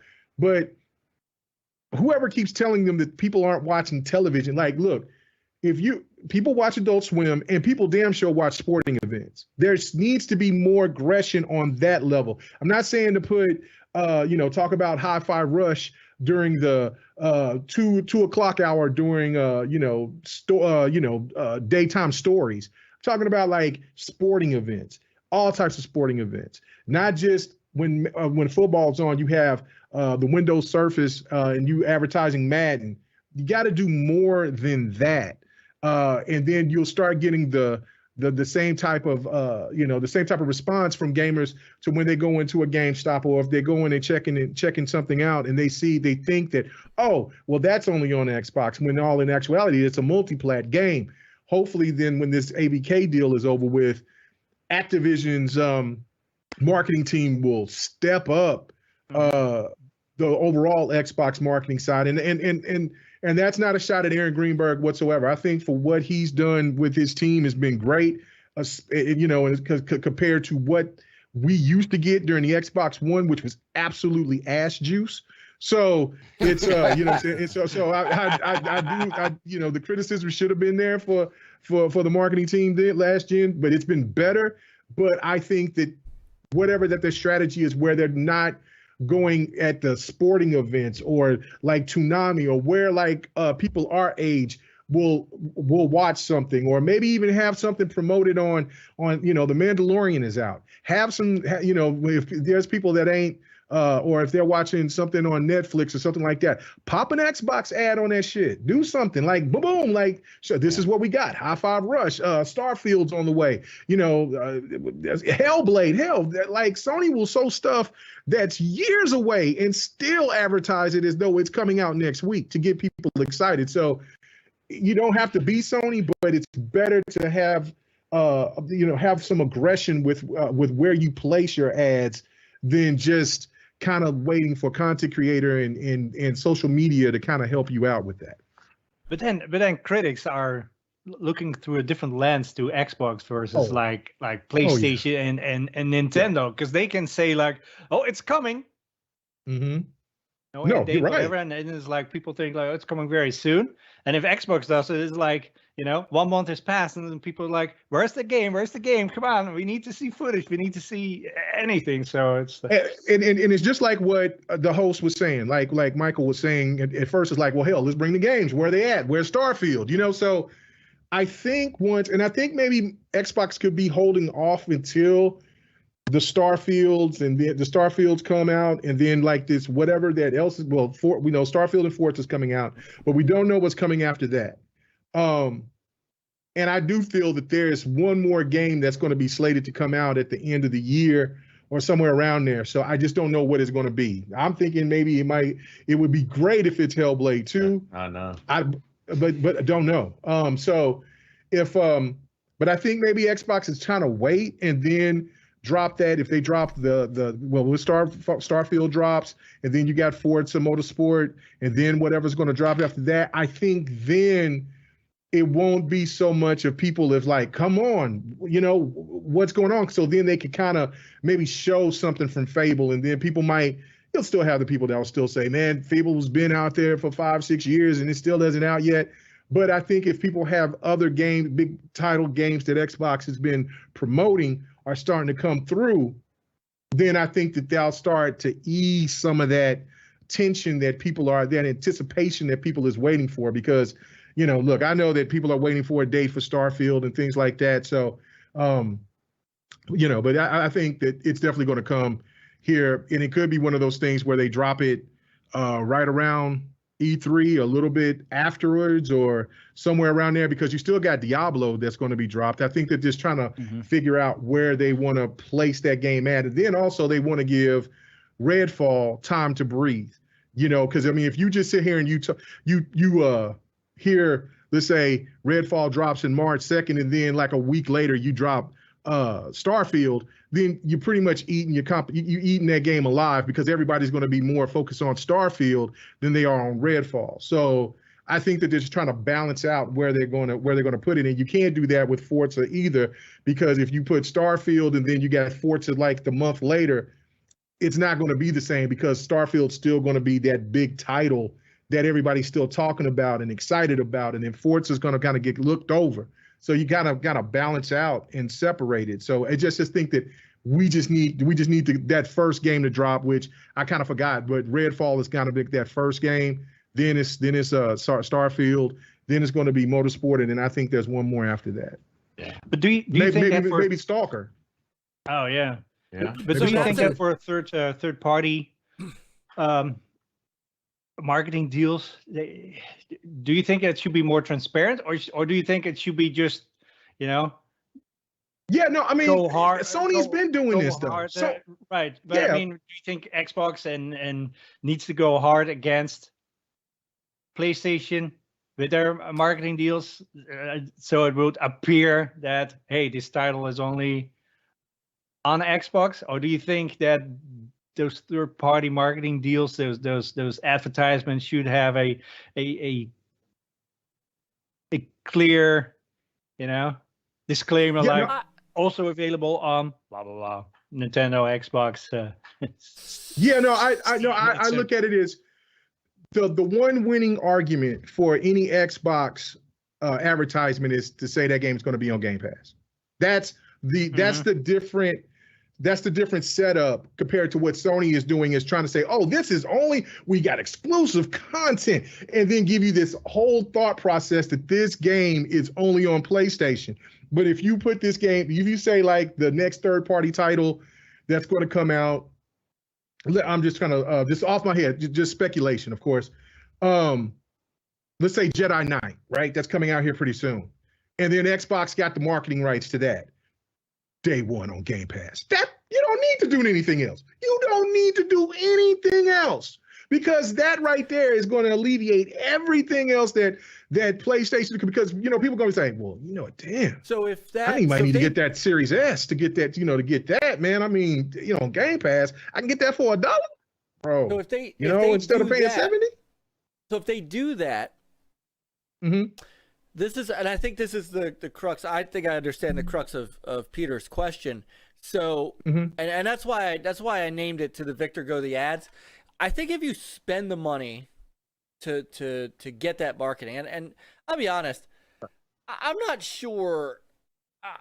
I don't understand marketing, doing third-party marketing myself. I never did, and I've always been consistent with that. Like, the game's coming out on all systems. If you want to say you've got you could say coming out for Xbox, like Hogwarts, Xbox, blah, blah, blah, blah. But, DLC first on PlayStation, open beta first on PlayStation, but you name the other consoles. I think if you're going to, I'm trying to remember, Destiny did this. Madden did it on the Xbox side. Like every Madden ad that was on TV always had the Xbox Mhm. logo at the back of it. I think It it did. works both ways. You know, I get that they Oh yeah, I mean, it's, I'm not calling out Sony for doing that. It's everybody. both ways. You know, but I'm Sony just does it a lot more. And my point, and to come back at what you're trying to say, Michael, is that Microsoft can't get away with that like Sony can. They just can't. They can get away with certain things because if you look at how the Madden thing is, they're more promoting the Surface or something of that nature, or like when there's like a Madden commercial and they drop it, they got the commercial and then you see the insignia, the Xbox insignia, whatever, and that's it. PlayStation, if Xbox was on the same type of aggression level as what Sony is marketing, they would get ripped apart, not only by media, but by just people in there trying to say, oh, evil Microsoft is the corporation trying to buy everything now. They're already trying to buy Call of Duty. Now look at this. All the advertising. Is this game coming to PlayStation or not? They can't get away with that because they're the big evil corporation going against old Sony, even though Sony's a $1 trillion corporation. Well, not $1 trillion, but $1 billion corporation that is eaten there's a graveyard of consoles makers out there that Sony has devoured and chewed up and destroyed during its wake. So it just is a different dynamic. PlayStation is the darling to a lot of the media outlets, to a lot of fans. So therefore, it just seems like they're fighting against the big fight against the big conglomerate, even though Sony is that big conglomerate too. I just don't see Microsoft can be that aggressive. I just don't see it. I really don't. Well, maybe like you said earlier, if when Activision comes on board, maybe that aggressiveness will be there, right? They will help them with that. Because remember in the 360 days, Xbox marketing was aggressive with Call of Duty, Halo. Yeah. Yes. You saw those commercials. And Battlefield, they had all that marketing deals with them. But then when PS4, that gen, Sony turned it around, and then once they got that marketing on Call of Duty, Battlefront, Destiny, they took that and they ran with it. And I had a friend at work that they were like not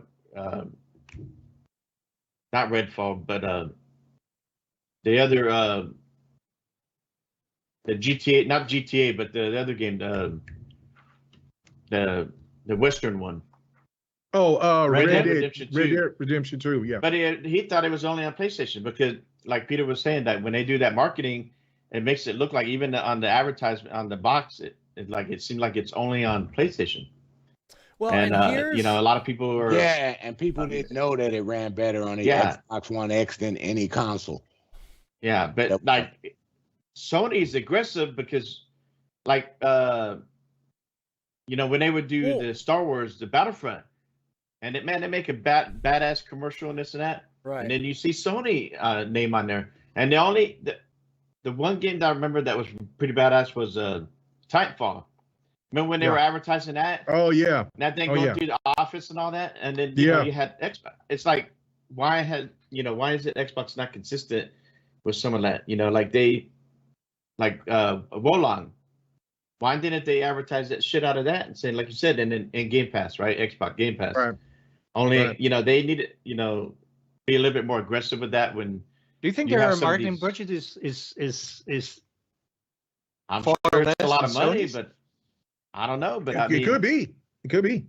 But it's like K-Mega said, when they're advertising at certain times and periods when they feel like they need to, right before the game's going to come out, or maybe around like June, when E3 and during summers, holidays. But Sony's just like seeing like it's all year round. Right. When I went to go watch Ant-Man, they had a big advertisement in the theater. Sony is very aggressive. Yeah. They have PlayStation advertisement in the theaters. But even down late, remember all those God of War statues or whatever you could call it show up in different places in the world. Even though the game has been out for quite some time now, it's like Remember the You're right. Spider-Man advertising on those trains in New York? Yeah, no. That was unreal. Well, that's the thing. Sony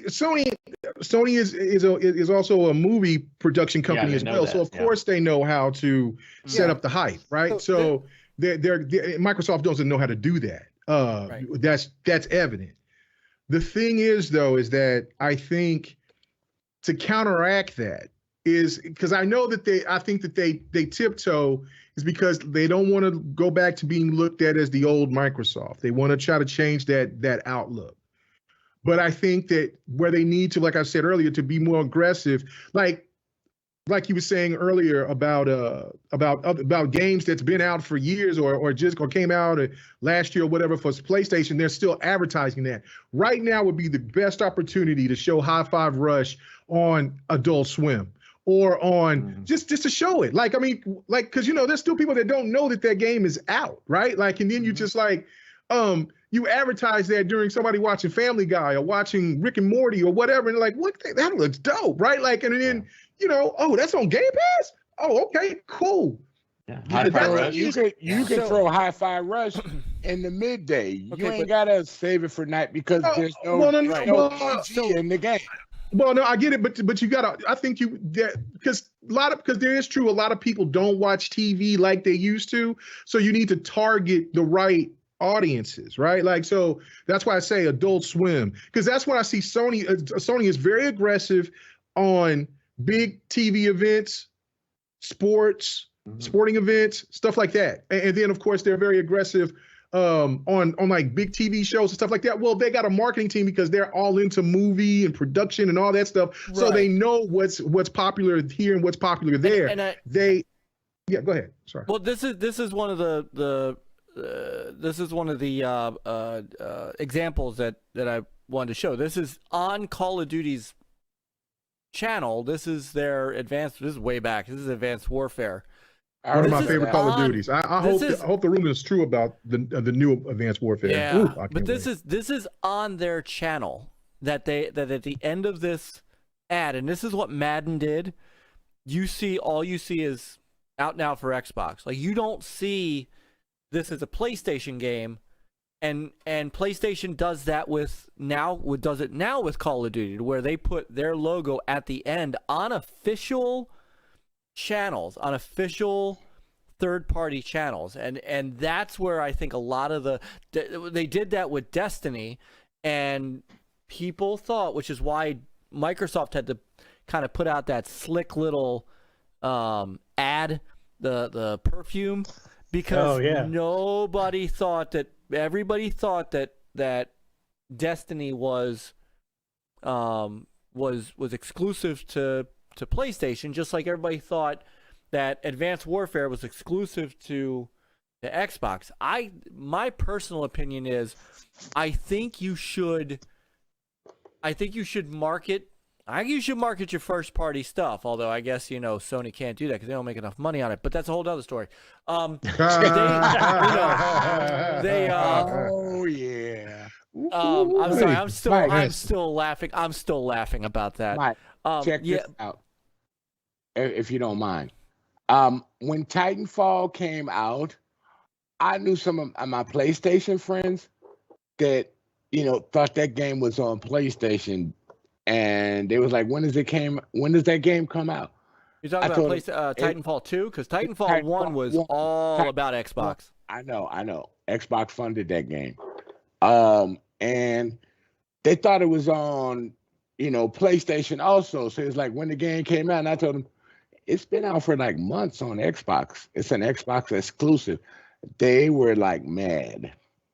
They thought it was coming out on PlayStation 2, but they didn't really advertise that. I know it was at the showcase. Right, but every TV ad, every TV commercial and trailer for Titanfall was literally pumping the Xbox One. And that's to me, I get that if you spend that money, you should have that capability. I think their mindset, Myke, is that any game that comes out on Xbox is supposed to come out on PlayStation 2. Well, but we're just talking about. I understand, but we're just talking about the ads themselves, and whether or not I'm with Peter in that I think it's a little deceptive. It's fine to say, hey, the best place to play this is on PlayStation, right? PlayStation's got DLC for a year, right? All that stuff, but you can't. I think that companies obviously can do it. I don't think you can mandate having all platforms on there, but I think these companies have got all three of them. Nintendo doesn't advertise jack. I don't think I ever see. They don't much. have to. They don't. Like I said, Nintendo is really aggressive. I've seen I see most of their stuff on Cartoon Network. That's a good point. Although when the Wii came out, when the Wii came out, they were all over mainstream, right? Mm-hmm. Yeah.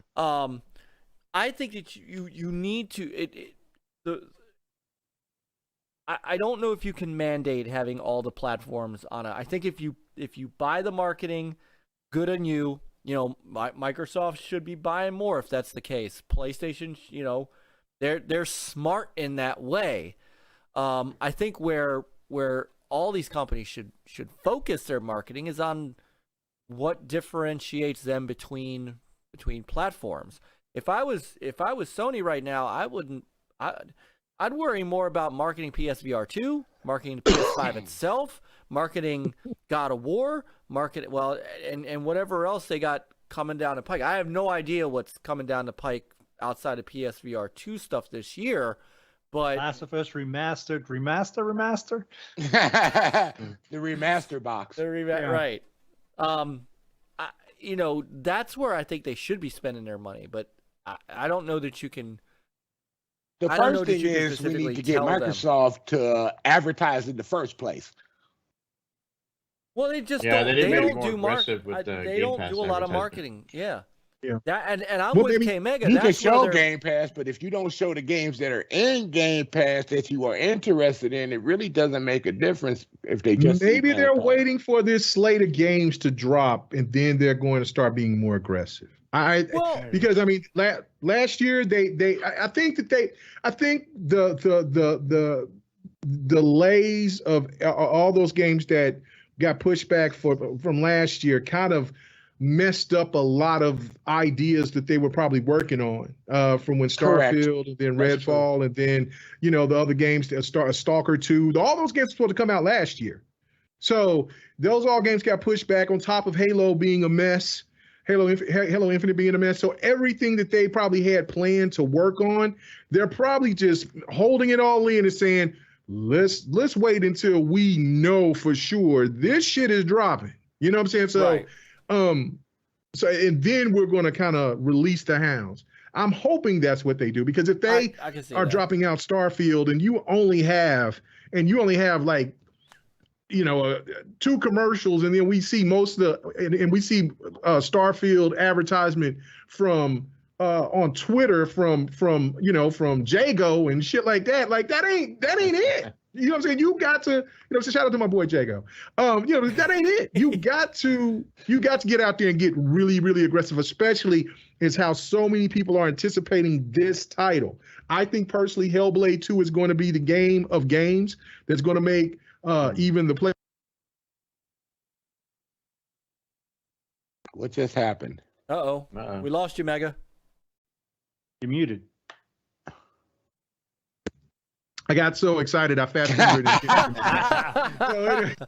So yeah, but I think that since Starfield is supposed to be this game, right? You got to release the hounds. You got to go crazy, agree. balls to the wall. I know there was rumors that maybe we'll see Starfield at the Super Bowl. Like they should have spent the money and put a Starfield ad on the Super Bowl. That'll be nuts. But not without a release date. Yeah. Well, I know, but I mean, you could have ran it along with Game Pass. But also, like, if they mention Game Pass, just don't say just Game Pass or like an Xbox console, but also promote it. You can play it on your Samsung TV and all that stuff. Because I know people. I mean, I talked to some of the my daughter's friends' parents and stuff, and you talk about like, hey, about Game Pass and stuff. It's like, wait, I can play that just on my TV. All I have to do is get a controller and stuff. Like, yeah, it's like, oh wait, so you know, This is the people y'all don't gonna, know. y'all gonna say I'm crazy, even though this other game You are is crazy. in- but that's You are okay. crazy. even though this other game is in Game Pass, I want them to do like they did with Atomic Heart, and for their quick commercial that they threw out a couple of weeks before the game with that Hogwarts game. I want you to do. This is No Man's Sky, and this is Starfield. No, But then that's taking a shot. That's taking a shot yeah, at. You can't do that. You can't do you that. can't do that. I can't do that, but I'm evil like that. Come on. Nah, man. Because they got No Man's Sky on It's in Game Pass. I know. Yeah, you can't do that. Yeah, That's bad business. So, let me ask this. It was going to be an evil moment. My God. So let me ask this. So Peter, what if you get the games that are in Game Pass or PS Plus, either way, right? So and the advertising is right, Hogwarts Legacy, Steam, Xbox, PlayStation, but at the end of the ad, then it pops up available day one PlayStation Plus. Would that sound, because I think, and again, we're never going to stop them from third-party marketing. I think it's a dumb thing, but we're never going to stop them. But that's where I think, do you think maybe that would satisfy what your question is? Well, yeah, I mean, because that's use not that. really deceptive, or at least, It is deceptive. He's right. Because when Xbox does an advertising, they put Xbox Series S and X. They put Xbox Game Pass, and they also sometimes they throw PC, or they will throw Steam on the background to let you know you can get the game from there. I've seen on the tabs at the bottom when they do that. Especially the first party game. Yeah. Right. Because that's a promotion for Xbox and Windows. So I mean, because that right there it's still supporting Microsoft all the way around. Correct. When you want to buy it on PC as well. So it is. Call of Duty, so I can see Call that. of Duty Modern Warfare 4, whatever, and it's an ad by. Well, I guess the ad would be by Microsoft if they ended up owning them, but it would be MLB The Show, right? I'm pretty sure those MLB The Show ads actually say, well, that's an odd duck, because that one actually says Xbox, PlayStation, It is a very odd duck. It is. and Game Pass, day one on Game Pass. So it's like Sony can't win for losing on that one.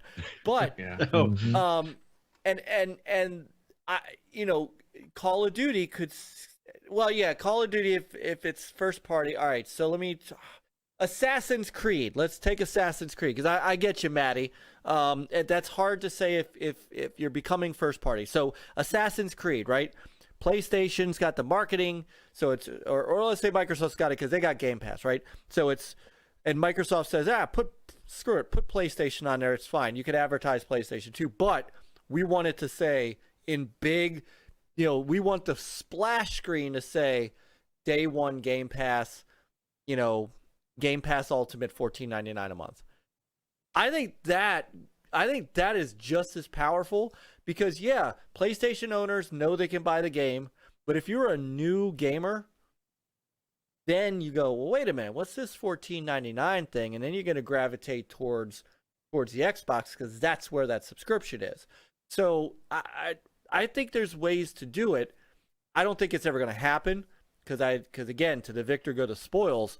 You spend that. Unless they're being forced, they want to make it look like this third party game is, only on their Yep. their ecosystem. So buy it on ours. Sony's going to do that with the next Call of Duty too, because they actually still have that contract, and when that contract is up, then Microsoft can say whatever they want, but Sony can still kind of lock it down with their false advertising. I don't think Microsoft is really going to care at that point. No, they ain't going to care. They're going to get that bag. That bag is going to Advertise all you want. That's good. How many PlayStation owners is going to cop that Call of Duty? Ooh, wait, look at But this. they can advertise. I money. mean, Microsoft Ooh, could they're then gonna be happy. advertise like all Call of Duties are on Game Pass.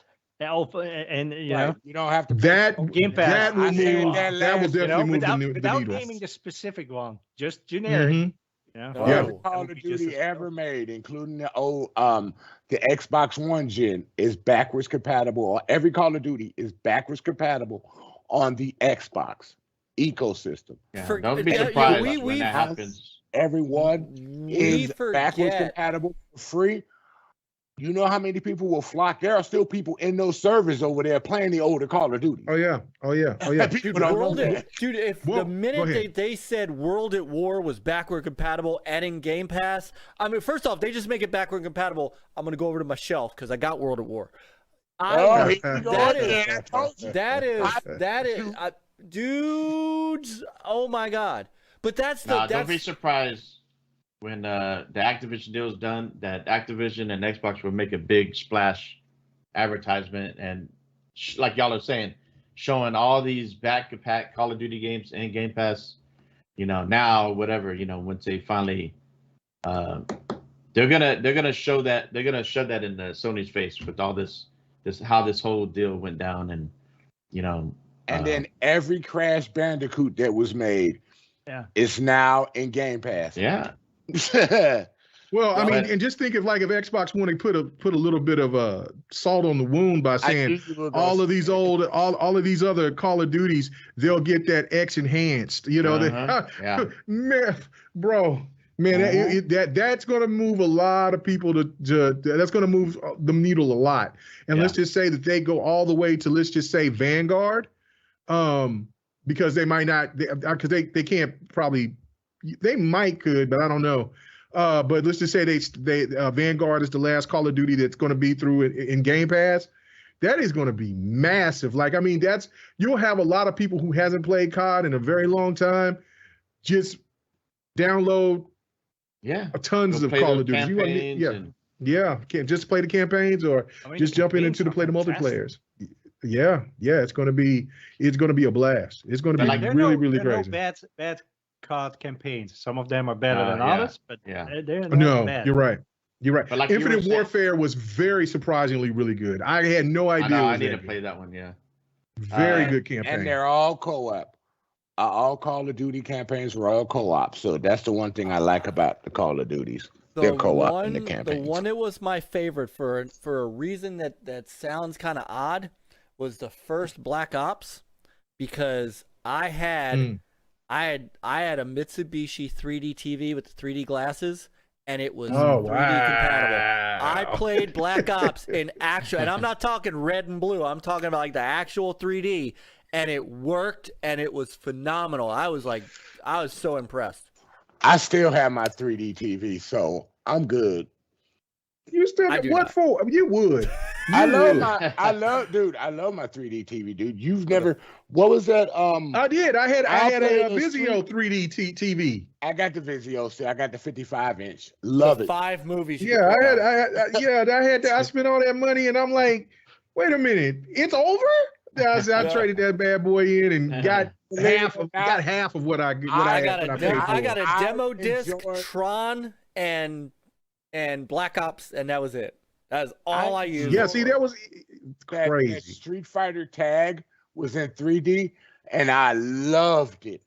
I loved it on my 3D. Oh, you had it too, right? No, it was solid. It was solid. I enjoyed it. But I was like, oh, is this what I'm going to get?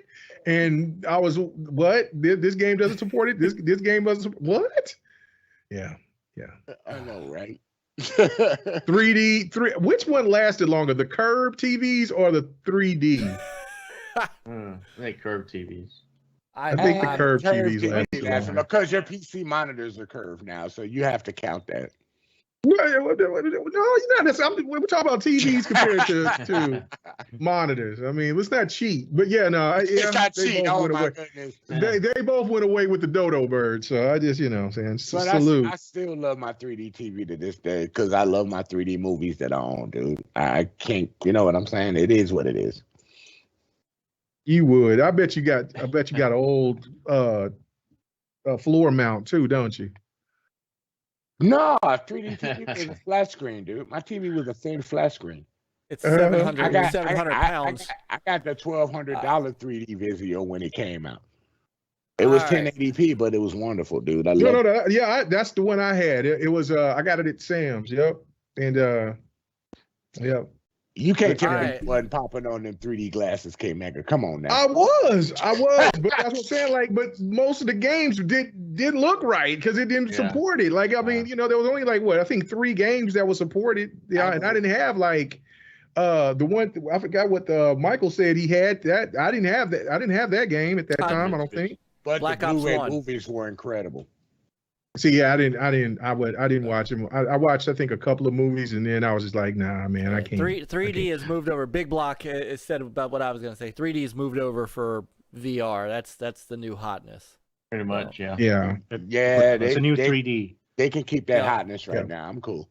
Hey, For $550, you damn right you can $550, keep yeah. that for a while. hey, They do I make love, real quick. They do make 3D 4K TVs still, but they're like super expensive. You can have it. Yeah. Hey, we talk about VR. Like Meta is dropping the price next Yes. week for the Quest 2 as well as the Quest Pro or How whatever much they they call it. dropping it to?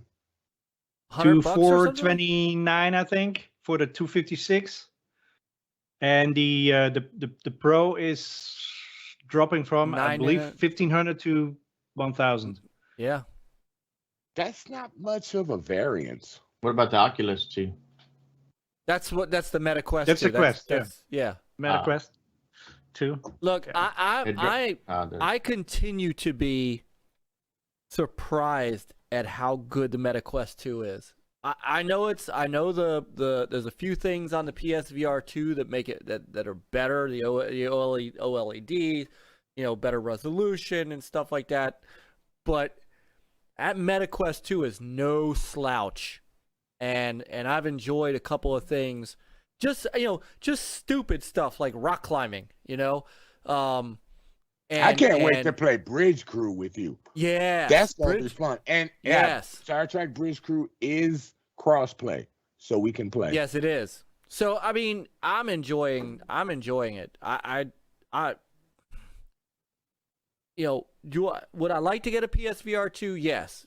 Am I gonna spend $599 for it? No. That needs to drop to $399 and then I will get it. But no. But if it was PC compatible, you would think about it. Not for that price. Not for that Yeah, I price. know. Dude, for $699, for $599, I bought a griddle. All right, that's what I spent $600 on. I spent $600 on the Pit Boss because then you will have Ultimate Griddle. happy wife, happy life. Absolutely, that is happy kid too. Seth's been watching. Right. Seth's been watching griddling videos. So he's been watching all kinds of stuff that he's going, Dad, can we do this on it? Can we do that on it?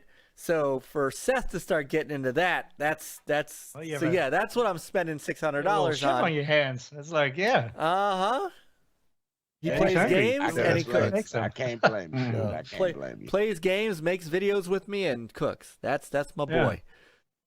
So you know, Hey, maybe we can put some cooking videos on our channel. Don't tempt me. Don't tempt me because I thought about it. Yeah. Next level cooking. Next level cooking. That's perfect. I like it. Oh, next level smoking. That's on. Oh, there we go. There you All go. right. Get a different audience for sure. Y'all set. Yeah. All right. Last words on this because we got one more, smaller topic, and then Chris is gonna fall asleep. And I swore that I would get as close to 11:30 as possible. So okay, 3 minutes. Words, Go. Final Sony words. speaks. All right. Hold on. Let me get on. Spoke. Here we go. All right. He spoke. All right. So, interesting thing that happened today, or yesterday rather. Sony had a kind of a tech talk with Morgan Stanley. Did a webcast on various things.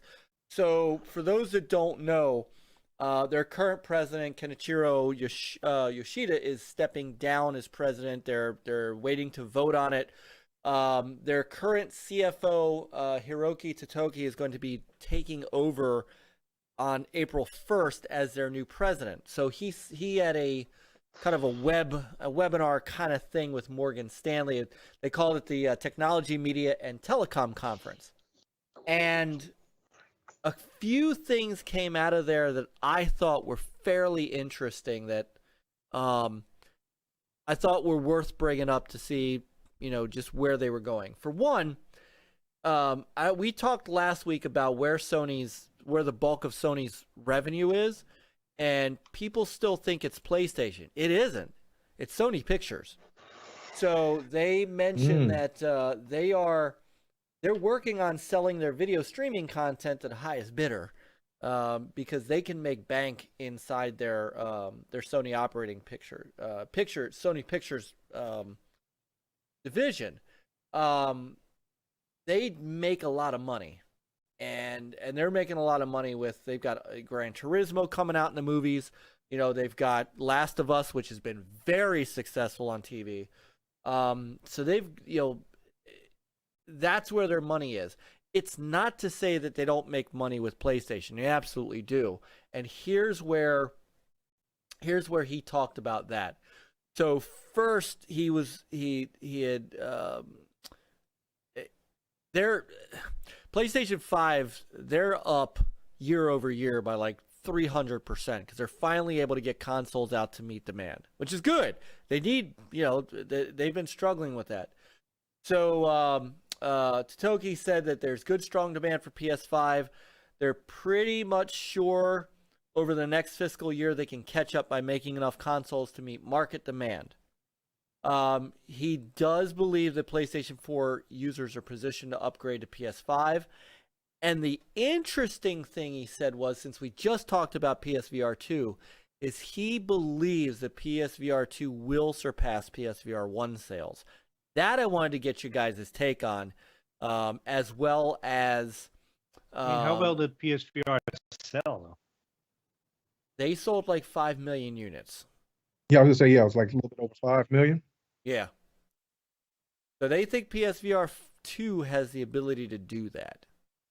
So at $549 and $599, can they do that? No. Not even close. No.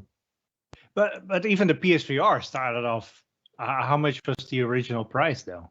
400. 400, and then it slowly dropped too, right? Right. So. And then it started selling once it got $300 or less. Yeah. Yeah. So no. It's to me that was kind of like a signal to say, please buy our product, because I mean there's no way. Like, people didn't invest into the PlayStation VR 2. I mean, 1, when it was at its highest price point. This is $150 more.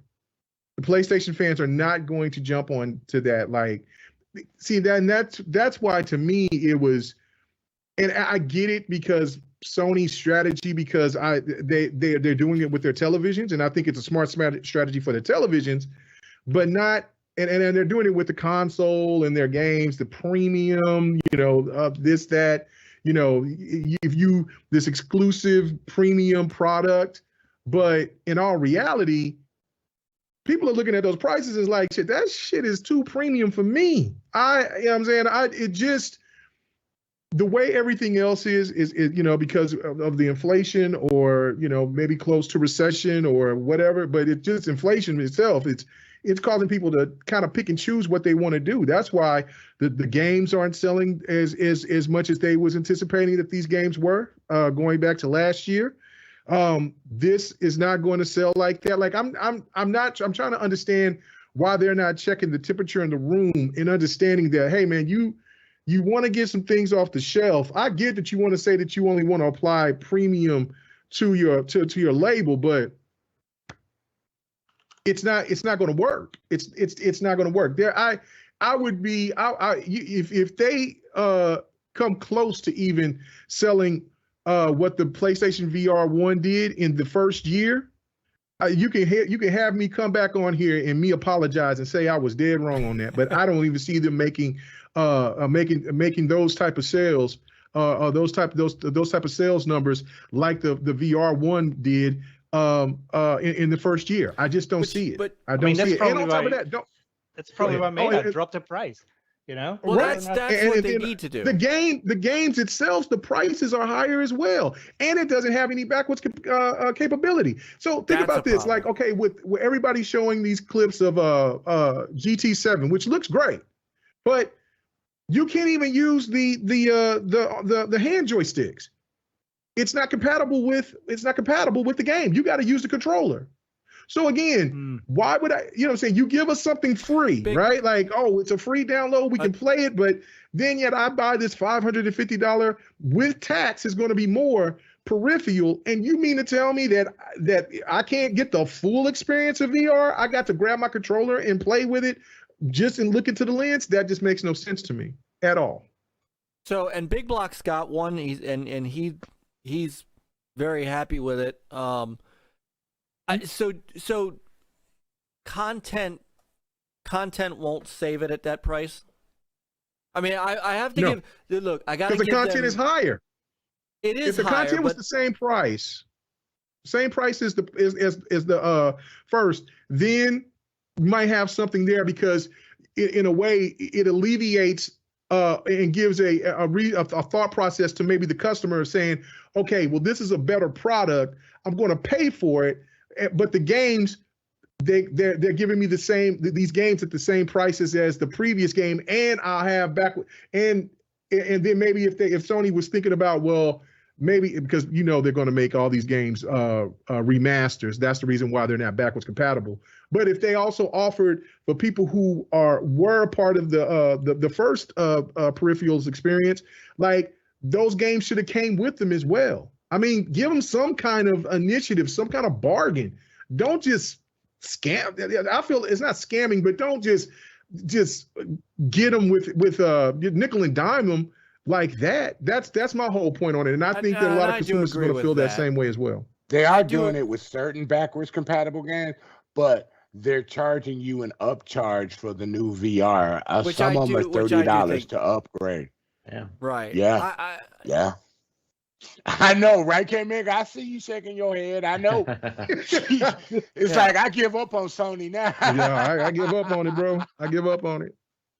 Yeah, I mean, like Star Trek. I mean, if they if they upgrade, it is. Go ahead, Peter. Sorry. Oh no problem. I mean, if they have to do some work to upgrade those games, I can see you pay like very nominal amount, $10, maybe 20 for very extensive upgrades of stuff, but nothing more than that for to get the PSVR 2 version. Yeah, and I look again. I want one because I do think that there is value in the content, and I look to be honest. There are a lot of companies that are driving new investment in VR in that space that I'm thinking. Don't they have like a good 40-45 games that are in development or out now for PSVR 2? So it's not they're trying to push it beyond niche into mainstream, right? And Bigblock, and I'm glad Bigblock's in the chat because he's got it. And look, Relic, brother Relic, he makes a good point. He said you can't expect these companies to take it in the shorts and maintain these prices when inflation is rising. That doesn't, and it doesn't matter because the games have been the same price for the last 30 years. And the cost has gone up. I would argue that the cost has gone up for reasons that I don't understand. Considering that technology should make it easier, but that's going to be and you have AI that assists in that process. So I'll tell you what. You know what? I want to table that conversation and actually have that conversation. Not tonight because it's 11:37 and Chris is gonna fall asleep. But I would love to have that conversation. Maybe I'll tell you what. Maybe that's the night we have both you guys come back on and we have that conversation. I'd love to chop up on. Oh yeah, I would love to development. chop it up with that. Yeah. So, Maty B says there are 22 games free upgrade from PSVR to PSVR 2. I'm curious what those games are, because if most of what my are they? games would be like free upgrades, That that makes will it definitely worth it. be a huge That incentive makes- to upgrade yes. my PSVR. But if I have to spend money to get the same games again, that I don't know. It's like yeah. Maybe they. I that's bet probably you it's also not the the more reason why- popular games. why I maybe haven't they're- jumped on a Meta Quest 2 yet is because now I have to buy games too. It's like Yeah, but buy those the games are device much and then- cheaper. Those games are much cheaper. I bought Ultra Wings and it was like $30, and I will tell you, to me, it was worth it. So, go ahead. Maybe they up there. realized that they could. In the beginning, they were going to charge people for the upgrade, but maybe they realized they had a little backlash from that, and they decided to just give it away for free. It's possible. Maybe. Maybe. Quick shout out And I to mean- Bigblock. He's a member for 3 months, and he says, "Play what you like, everyone." Yes, indeed. We Absolutely. play Well, what we like. I mean, Absolutely. indeed. I'm not trying to. From what I'm saying, this is just from my perspective. I mean, if I Yeah. was, because I don't really care about VR. Right. I mean, I get some pushback from some people that says, well, if even if Xbox said good for y'all, I don't care about it. I mean, because for me, the investment is for me to invest in that peripheral is just more of a thing of how many times am I going to use it for, I'm going to spend this type of money. How many times I'm going to use it? I'm not going to use it that much. So No, to and me, that's a good point. it's a wasted investment. So I for those who love VR, I wish the best with it. I've heard really good things about the PlayStation VR. The thing for me though is that for a person that even if I was interested in wanting to get to get invested in it, telling me that we're paying we're paying console prices for something that is not something that people use every day or more, or something that you use just like you use this controller or something. It's not. It just doesn't make any sense. I know that for everything that the VR has, it's better than what's out on the market for the price. I get that. It's just that for console gamers, we're pretty. I know that PC gamers are pretty fickle, but console gamers are pretty fickle too. And they are nickel and dime. And if they're going to keep nickel and diming them like that, we're seeing what's happening with these prices. Like people will say, "Oh man, $70 games." I mean, for what one of the comments was in the chat, I get that. That's fine. But look at these games that's suffering behind it. Like people are waiting for sales. They're not just jumping and diving into just buying these games right off the bat, being at $70. I feel that the games that like a game like Forspoken, right? It's a new title. I think it should have been 60. If it's a title that is known, then if it's known, then $70. Okay, that's fine. So I'm not tripping about the fact that they're raising the price. I think that every game should have a different level of pricing. If it's a new title that we've never played before, New IP. Who said that? I yeah, wonder who brought new that up. IP. Stop it.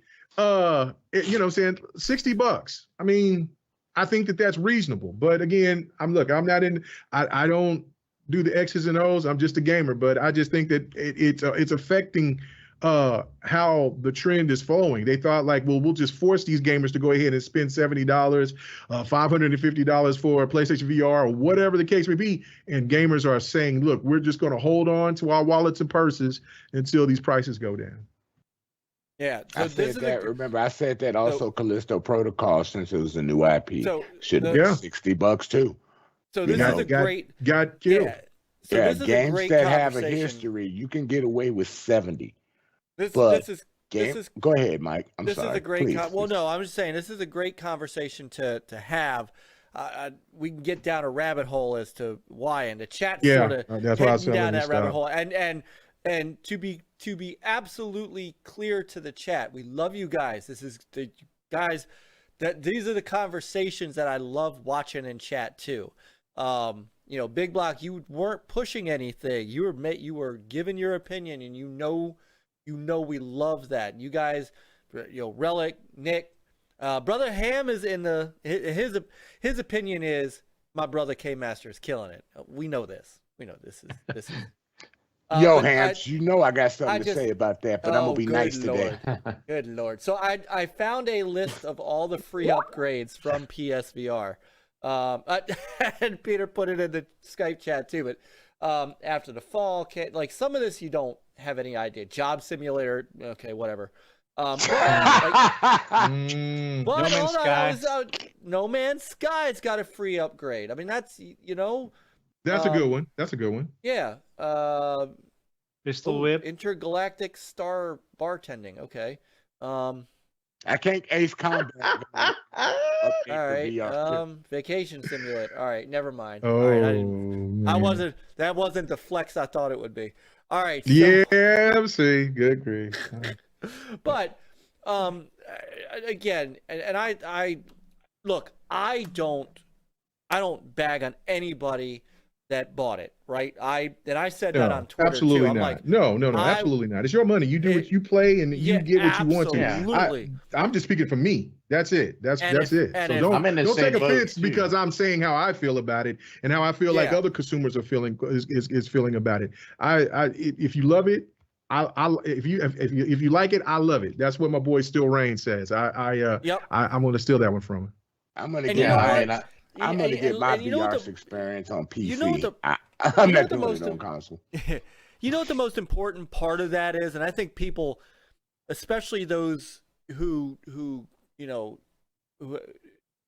console war and fanboy and all that stuff, this is the thing that they don't get in all this, is that while we have our opinions about whether or not it's worth it for us, if it is worth it for the person that bought it, like Brother Bigblock, if it is worth it for you, the most important thing of everything is that you're gaming.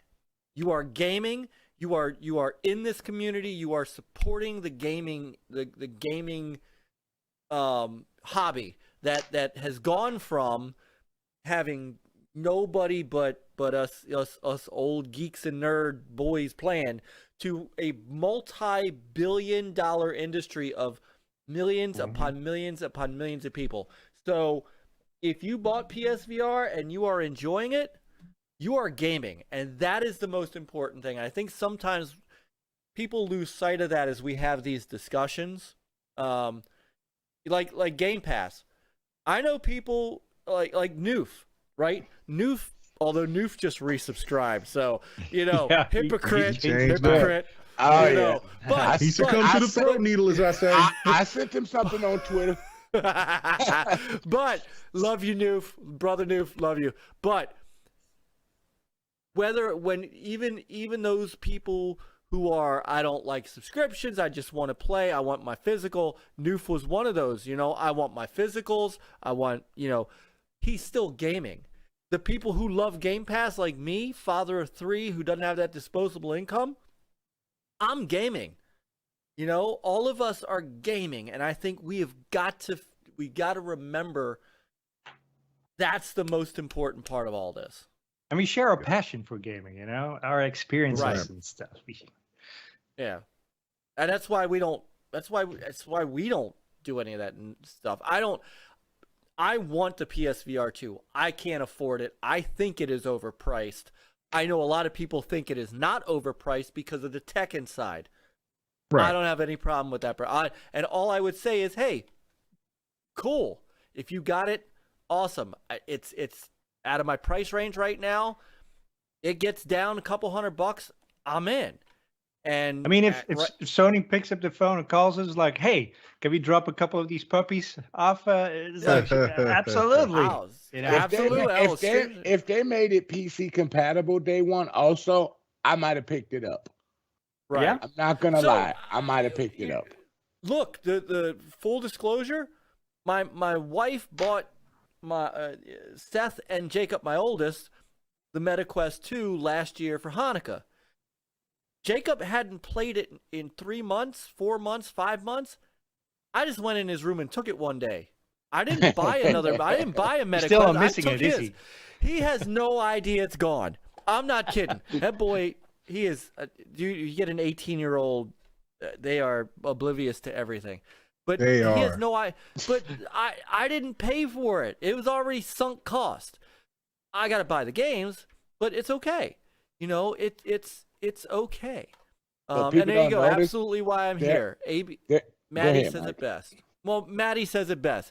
ABK doesn't impact his gaming. Deceptive ads doesn't impact his gaming. PSVR 2 being a little out of his budget doesn't impact it. It's gaming. And we love having these conversations because we can have intelligent conversations. At the end of the day, when we all break out, and I swear to God, I'm going to get us out of here. I swear to God, I'm getting us out of here. I'm sorry. Keep going if you get it. I'm sorry. At the end of the day, K-Mega is going to go play Halo, right? Yeah. When we're done? Yeah. Exactly. Oh, yeah. We're We're going playing and Halo. we're gaming. We. So that's it. You think you're going to get away with this without me? No. You wrong. You know what? I forgot how to play online again. Damn. You so All right. Well, Chris is going to roll out. Want to say goodnight. I promise I have failed you, Chris. No. Y'all keep going. I mean, it just, yeah. Yeah. It's hard. We'll tackle. We'll tackle. I'm still a little tired too. I'm still trying to adjust because I'm on 410s now, so I'm working 10 hours. So I'm still adjusting to it. So, I remember those days. Oh yes, my sir. God! It takes you to the second day of being off to at least readjust. Yeah, we'll see. You gotta readjust the day. I work a lot of overtime, so we'll see if I'm even off on my Friday. So yeah, that's what I'm saying. I was like, you're gonna be putting that feeling. You a CDL driver too? No, but I work in aviation. But I was gonna say no, I know that. Yeah, mixing driving and you got no set time. I mean, I get it. Like with this whole VR deal, like, I make good money, but I have a family, and I'm like you, K-Mega. I'm not into the VR. I think it's cool. I think Sony does a great job supporting it and all that stuff, and with Meta and all that. But I was gonna get the Oculus 2 when it was at $299, but then when they bumped it up to $399 during the holidays last year, I was like, nope, I'm not getting it. And my daughter thought I was gonna get it, but I'm like, no, it's still, to me, like we all game on our traditional consoles or PC or whatever, but the VR is an added experience. And when you see that price, $599 and all that, and I don't give a shit what the games cost. I don't think VR games should be the same price as regular games that are, you probably get more hours out of those. You do get the experience, but and I get what they're saying in the chat. It's a lot of money, and Sony and them, they priced it because inflation and all that. They want to get some of their money back. They want to make money, but I don't see them selling 5 million anytime soon. The prices got to come down. The games prices got to come down, and people will start jumping into it. They got to figure out a way to, how do you get more people to jump in on it? It is what it is. It's an expensive hobby, so No, I totally agree. See, that's my thing.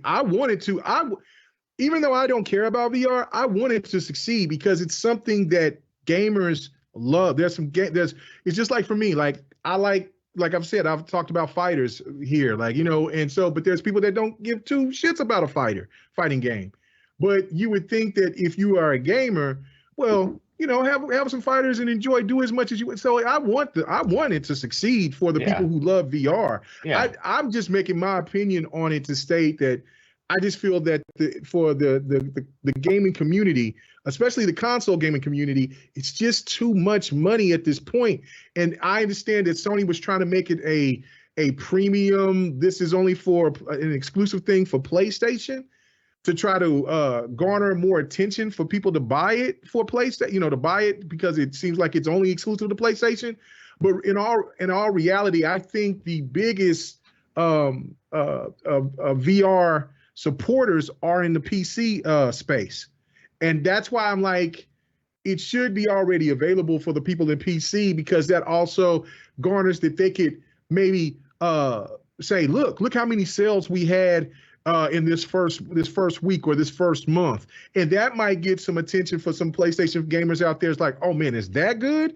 I might want to go ahead and get it. But if you just want to try to think you're going to get support off of the PlayStation community alone off of that, and not saying that PlayStation gamers are cheap, I'm just saying that is a lot to ask, especially when there are PlayStation 4 gamers who are just now getting the opportunity to get a PlayStation 5. Yeah. That's over $1,000 to get that as well. I just don't see it all happening like that. Yeah. That's just my opinion, though. Yeah, and a lot of them are just recovering from buying a PlayStation 5. You know what I'm saying? They're just recovering from it. That's the other issue, is you have to have the console to do it. But With right. the MetaQuest, it's all like, what is it worth don't. to you? You know, I mean, Yeah. K-Mega, you Well, said you build a PC with a 4080 in it, and that's not cheap either. You know, It's like, not cheap. It's not cheap. It's all, It's not what's cheap. it worth to you? You know, what do you Right. want to get out of it, etc. It's Well, there and are that's- more it's different for VR games. everybody. There are more VR games that are more reasonable price on PC than they Yeah, are with on your console. Steam and all that. Yeah, there are more Yeah. games Right. that are more reasonable Yeah. price Like on me. PC than Right. console. I hope they allow Forza 7 on PC. The new Forza Motorsport coming out. I hope they allow it to have VR on PC, Yeah, because It that's should. It's not gonna happen. awesome. Right. Not You gonna know what happen. I'm saying? It should. I would get my VR day one the minute that game came out if it was That's not if it was happening. compatible. Well, see, that's what I like. You know, people say, well, what about VR for Xbox? And I don't think they should get into the whole, developing their own hardware and all that. No. I think they should support the hardware that's already out there, but they can Right. get with their studios. Hey, do you want to make a VR game? Do you want to bring, like you said, Forza Motorsport as a VR experience? They could do that, right? And let it be on the third-party hardware on there and support it on PC or whatever, and Nexus says like Flight Simulator has VR on PC. Yeah, it's already there. That's VR. Yeah. it Flight does, yeah. Simulator is VR compatible Yeah. on PC. Yeah. Oh, that's cool. Not through the Xbox app, but I think you have to do it through Steam. Yeah. So I'm not sure if it's So compatible on the if app. I connected my MetaQuest 2 to my PC, Yeah. It works. of course I'd need a. That Beast of a that PC. $70 cable? Yeah. So then why not? So all right, that's okay. That's a whole new conversation. It's gonna take us- all right, we got a lot of I got her. What did we God, say before yeah, the show going and- left? Exactly. I've discipline, Myke, discipline. I've got to do this. So I'm gonna cut that part of this short because Chris really is going. Chris, thank you for hanging for an extra 20 minutes. Nah, I'm we're so good. sorry. No, this is good. No, good conversation in chat. Yeah. Here on the panel, man. I mean, Excellent. Yeah.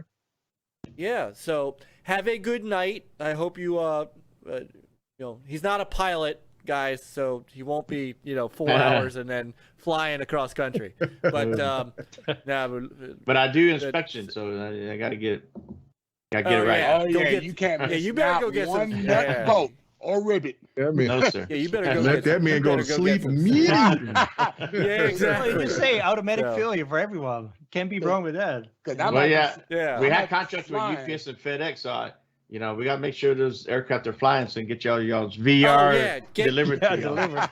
Dude, Right. No, yeah, because next week is when my griddle gets delivered, so that plane needs to be working. Yeah. Did he need that? So you're going to be hosting the show outside while you're grilling then. Damn right I am.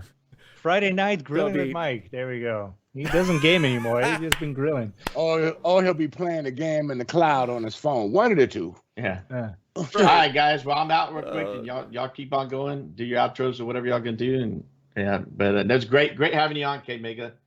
And, Yeah, very Yeah. nice meeting you. I love that. Thanks for allowing me to come and work with anytime. you, man. Yeah. So, Your NLG hopefully- family and Sir X Man, great to have you on too. Before you go back to work. So Yeah, whenever that's gonna be, but yeah, we just gotta wait and see. yes, sir. Yeah. All right, man. Myke, Peter, All love right, you good guys. night, Chris. Yeah. You too, man. Love you, brother. All We'll talk Have to a you. good night. Get you some All right. good Z's, man. Get some good Z's. I Yeah. need it. Yeah. Good night, All man. right. All right. Y'all take it easy. All right. Okay, so the other thing about that Morgan Stanley teleconference was that Sony's got about $5 billion left for acquisitions in 2024.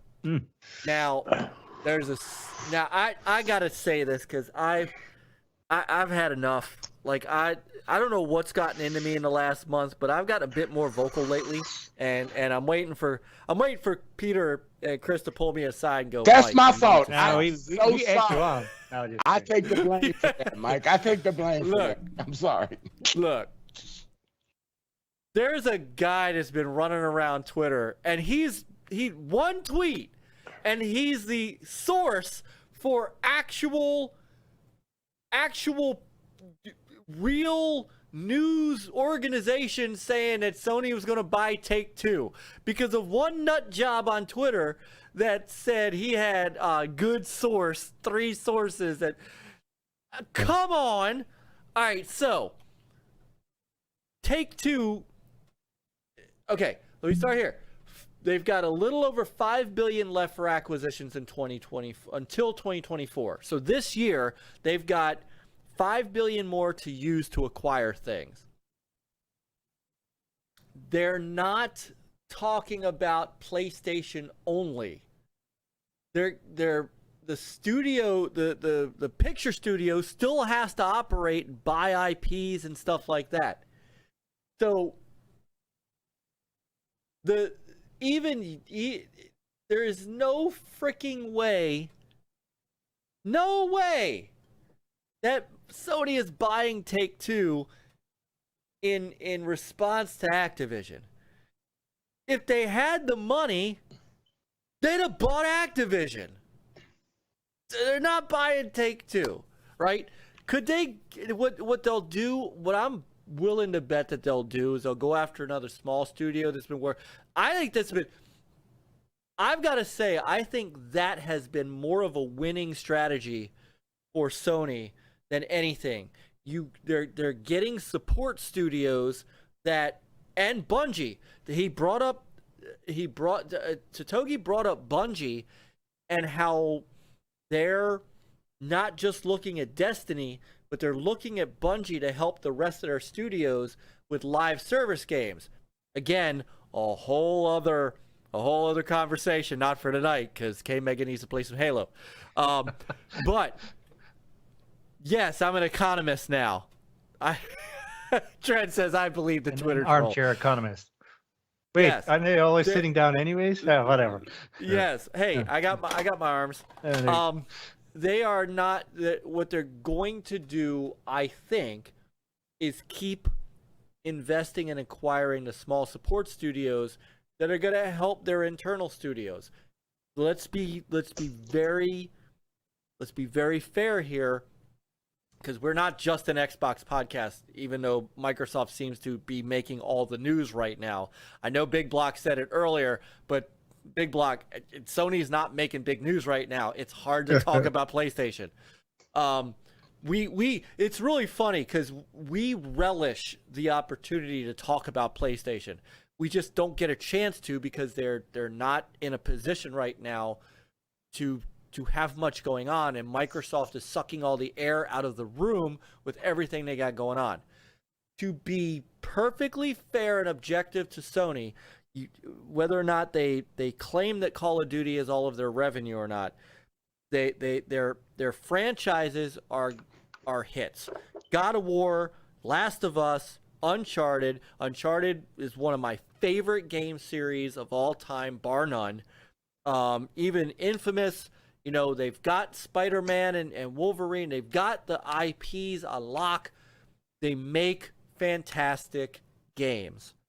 By buying the support studios, remember why they bought Nixxes? To get that stuff out on PC. It's why they bought Housemarque, because Housemarque was making PlayStation games that were of good quality. They weren't AAA games, but they're of good quality. And there was word that Housemarque wanted to go multi-plat. Herman stepped in and said, nah, got him. I think that is a winning strategy for them.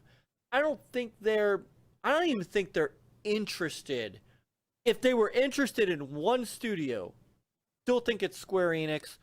Square might be the one to get because they shed all their Western studios to Embracer, and now their market cap is not nearly what it was, and they're basically a first-party studio anyway.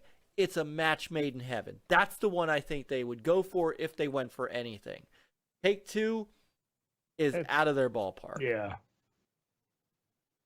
No, I mean, I totally agree with you. That's the one. I mean, I mean, Square Enix is been in PlayStation streets for I don't know how long. Like they pole dance for something. Decades. Like it is obvious. It's clear as day. And that's okay. And it's okay because I mean, look, it's like the Bethesda. It's like Eastern Bethesda, you know, because Bethesda wanted to do more like only on Xbox. I mean, sure they did PlayStation. They got great relationship. Yeah, they got great relationship. I also think that one of the things, which was another smart move by Sony, is and I think because I do agree with you 100% that I think it's Square Enix that Sony's going to pick up. That they now have this merger with Luminous. Mm-hmm. So they got rid of the Western division, and then now they got a merger with Luminous. They already got the exclusive with Forspoken, but unfortunately, look like Forspoken is out of there. It's not going to get an opportunity to get a sequel. But they're going to be working on other projects, which is most likely going to be Final Fantasy related, and it's smart. So it's like. Yeah, it sucks for Xbox gamers who's had the opportunity to play with Final Fantasy games, but this is business, and Sony is Sony is going to have to make a counter move. It's not going to be as big as the ABK deal, but they have to make a counter move, and not only just because of the fact that they have to make a counter move, their supporters is going to demand it because. It's right now. It's still to some people. It's still in limbo. But really, if you kind of look at the whole thing to be objective, this deal is going to go through. There's going to probably be some kind of stipulations or concessions or whatever. But for the most part, this deal is going to happen, and Sony is going to have to make a splash. And even though for some of us it's like, well, you know, it's not too much of that's a major move for them because if you look at what Square Enix has under their umbrella, it's a lot of great titles, you know. So I mean, if people ever got excited for Kingdom Hearts, you might not get that third Kingdom Hearts. that fourth Kingdom Hearts that's going to be coming out. So unless you just buy a PlayStation or you get it on PC, and it's smart. I just don't like Konami. I just don't. It could work, but really, could it? You know what I mean? Like they can't get Capcom. Capcom is done too well. Now there was an opportunity when Capcom was in dire straits, but now Capcom after the Monster Hunter games and now the Resident Evil game, they're blowing up. They're back to being dominant. And then Street Fighter 6 is going to be dropping, and then Resident Evil 4. They're back to being at the top spot, a top spot publisher. So I've heard Koei Tecmo. That would be cool, but I just don't know. Like, maybe. I mean, what Neo? Like, I mean that I don't know. So. Square Enix just seems like to be the perfect fit, the perfect marriage for Sony and maybe another smaller studio. I know the one studio, and please correct me because I remember when they were talking about it, it was the former team that worked on the Order 1886. They were already at dawn. I think that they're independent right now. They're not acquired, but I think Sony might go after them. I think that would be a good look for him as well because I thought the Order 1886 had a lot of potential, me personally, but I don't know. That's just my thoughts. I'm in that minority of I really liked Order 1886. I enjoyed the game for $5. I really loved it for $5. Well, yeah. I mean, I got it for $8. Oh, yeah. It was fantastic. Yeah. So, I'm looking. I thought didn't Facebook buy Ready at Dawn? It's not ready yet, Don. It's a new studio. It's some of the developers that worked on the order. Yeah, and they posted something like, I think it was like 2 weeks ago, and I was like, oh, and so they and I think that they're independent. I think that I think they're working on a Sony game, but I think that is a perfect get, especially since they're familiar with Sony, and that they could probably maybe. Because I think Sony owns the IP of the Order 1886 to maybe bring that game back, give it another opportunity, or just have another, some talented devs that has worked on some really high quality looking games. Because I mean, you may not like the Order 1886, but that damn game looked fantastic. So that's just another team that they could add on top of Square Enix. But yeah, like you said, like Sony is not going to spend all $5 billion on a big major or multiple major gaming studios. They got to spread that wealth around. I can see them doing a remastered version with upgraded gameplay. I can see Sony doing that on the 1886 just to get a feel of the room. They're not afraid of stuff like that. I'd play it again. Maybe. I mean, I know you would. Oh, but you liked it on PC now, so Oh yeah, absolutely. Hey, I saw your clip of how good that the Detroit looked, man. That was just picture perfect. Dude. One of my favorite PlayStation games of 2018. It did not get enough credit. I thought it should have got nominated for not one game of the year, because I mean you had God of War and then you had Red Dead Redemption, and then there was another game that was there. But I thought that Detroit was that good to be nominated. Should have been in the nomination, man. I don't know why that got slated like it did. Fantastic game. Yeah. Yeah, I didn't get a chance to play it. I gotta grab it. I know. I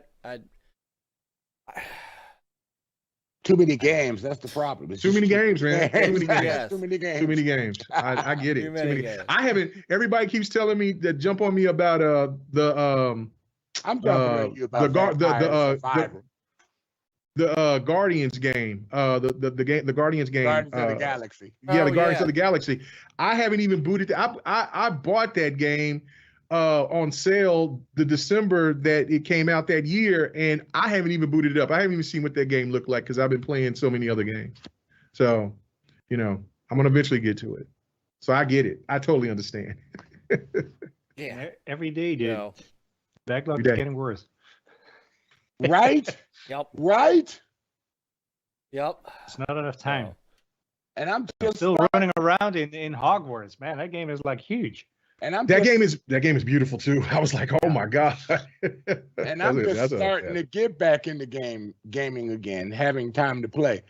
And I'm looking at all this stuff. It's like, where the hell do I start? Right. It's so ridiculous, man. Jesus. Right. Man, my Xbox backlog is ridiculous, man. Plus the PC games that I've been wanting to play. It's ridiculous. There's no time for an old guy anymore. There ain't. Yep. All right. So we have hit 12:15, or 11:15 for you. I have failed Chris. I have failed Peter. I wanted to be out of here at 11:30, but I tell you what, you guys, it's been a hell of a show tonight. I really enjoyed. We had such great conversation, and hey, we spent 45 minutes talking about advertising. That was great. That was great. And an hour introducing K-Man, don't forget. Well, yeah, I was like, man, let me speed it up. Let me guys just stay in the old, kind of speed it up. Man, yeah, no, I'm sorry. No, there's no apologies necessary on that. That is awesome. Oh, I do. But you know what? Next time you're back, you don't have to go through it. So we save an hour right there. Yeah, we'll save an hour right there. But I did forget to mention this, and I always do mention it. Mention it is that the first game that got me into pretty much like an RPG element was Rygar. Rygar was that first game that I was bound and determined to beat. I was so bound and determined to beat. It took me until I was a preteen because I was around when it first came, like about 8. And I've got about like 12, 13 before I actually finished beating that game. But Rygar was that game, man. Please don't turn this NES off. Please do not turn this NES off. Right. I beat that game just like you, and I beat Rygar that was on the PlayStation 2. Rygar. I did. Yeah, that was that 3D version. Yeah, that was a good game. That's one of my favorite series of all time, man. Mm-hmm. Right there is Rygar. More than Mario Brothers and Sonic. I love Rygar, man. Yeah. Nice. Well, quick question also for the chat. Has anyone played Anno 1800 on console? Came out, I think, this week. Last week. What game? This week. Anno 1800. Never heard of it. It's a city building. It's a real-time strategy. Yeah. Taking place I haven't played it yet. I haven't played it yet. Industrial Revolution. I played it on PC. Actually, I played it again this weekend on PC, and it's like, let me just start. Let me start over. And 2 hours later, like, oh snap, You were stuck for a minute. But I think they had a free-to-play last weekend on consoles, but I missed that opportunity, so I don't know how well. Is it on PC Game Pass? I thought that's where I seen it. PC Game Pass? I don't think it is. You sure? Because I know exactly what you're talking about. I was looking at it too, and I was like, oh man, because I love RTSs as well. But I was like, man, let me look. But I thought I seen it when I was on my PC Xbox Game PC app, but I don't know. I'll look again. But no, I haven't got a chance to play it yet. Because Death Stranding is PC only, so you never know. It might be there. Yeah. I've seen some games on there that are PC only for Game Pass. So anything's possible. Oh yeah, fun stuff, man. Yeah. All right, we are gonna get out of here. You think so? I think yes. No one asked him about an old game that he probably asked. No, I'm hearing you. I have not. This is a first. I have gone through the show without getting up out of my chair to go get something off the shelf. Oh, so that is everybody gonna be like, "What's wrong with Myke?" That's not the norm. Almost dreadful. It's almost Thursday. It's almost Thursday, right? It'll be Thursday before we're done. All right. Myke, show me Power Stones. Oh, sorry. No. I'll have it for next time. I know. So, K-Mega, it was seriously an absolute pleasure to have you tonight. I'm really glad that X said to me last night on while I was streaming, he's like, "Can we get K-Mega to come on tomorrow night?" I'm like, "You think he would?" He said, "Yeah, I'll go text him right now." And he came back and said, "Yeah, he's down. He'll be here." Well, shit. All right. So, yeah. But it's really great pleasure to have you. Thanks for having me, man. And fantastic conversation tonight. Obviously, you'll be back. We'd love to have you back. What we do here is anybody who's ever been on is always like open invite. So, and X does this. He'll be like, "Hey, got room for me tonight?" And so you feel like coming and chopping it up with us, just on a whim. You're like, "Hey man, it's Tuesday. I got nothing going on. Let me talk to the NLG guys. Just hit me up and say, hey, you got room for me?" Just hit me up. I mean, just hit me up, man. Like I feel the same way about when people come over to GRG or whatever. It's kind of the open invite as well. But yeah, no, like just if you're short or anything like that, just hit me up. I'll let you know if I can or not. But yeah, for them. You know what I'm saying? But I do love, like I said, talking about games and stuff like that, man. I had a good time, man. It was a blast. Yeah, now your initiation is over with K-Mega. So now we can get down to the nitty-gritty that you come in again. Oh, my God. Well, I do want to have that conversation about development costs and stuff like that. And I think it's a great one to have you come back and talk about. So we'll make that happen. Okay. So I put your YouTube channel in the chat. You got a couple new subs. But where else can everybody find you and give us a little bit about the GRG podcast? Yeah, man. The GRG podcast every Friday night, 8 p.m. Central. You know, it's just a blast. We're different. Like, I mean, it is we just little banter. Like to get a little messy sometimes, but it's all in fun.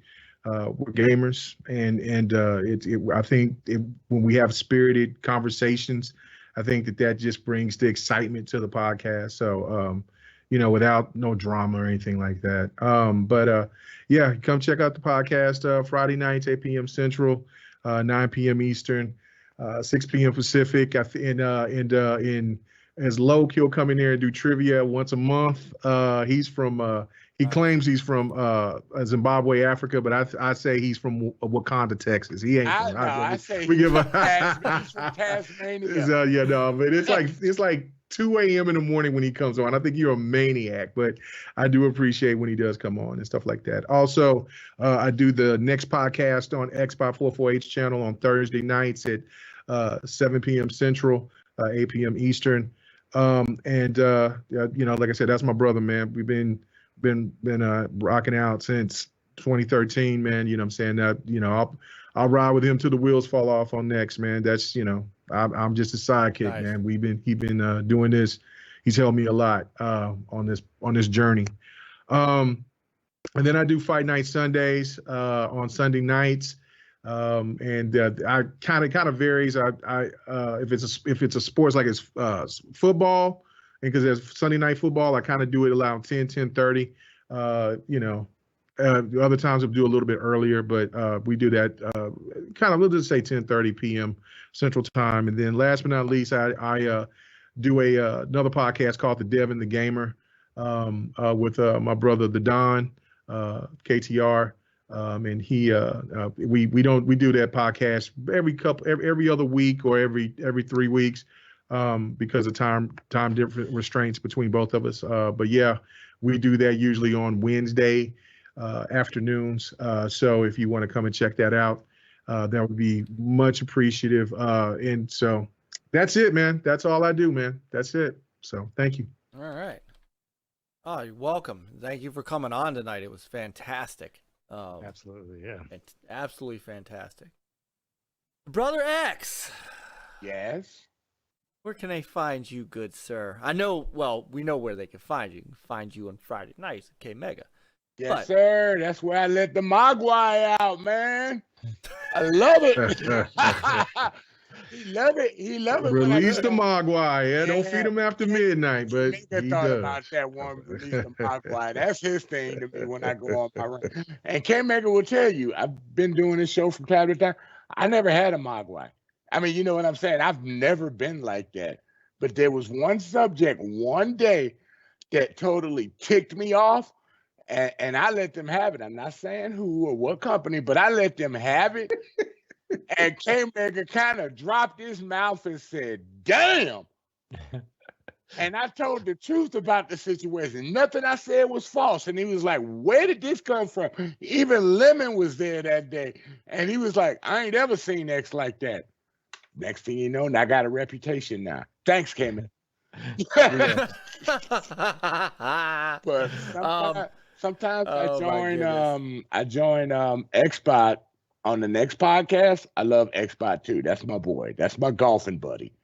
And for the meantime, right now, I'm on Next Level Gaming until, you know, my situation gets resolved. And I appreciate you let me do this, Myke, because, you know, I like podcasting. Well, I needed something to do. And thank Peter. I don't make the booking decisions. You thank Peter.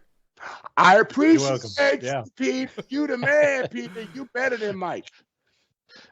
By the way, brother Ham with the Mogwai, let out the Mogwai. Brother Ham says it sounds so foul when he says it like that. It does. He sounds so nasty when he says it. I was thinking the same thing, Ham. That boy, I tell you what, man.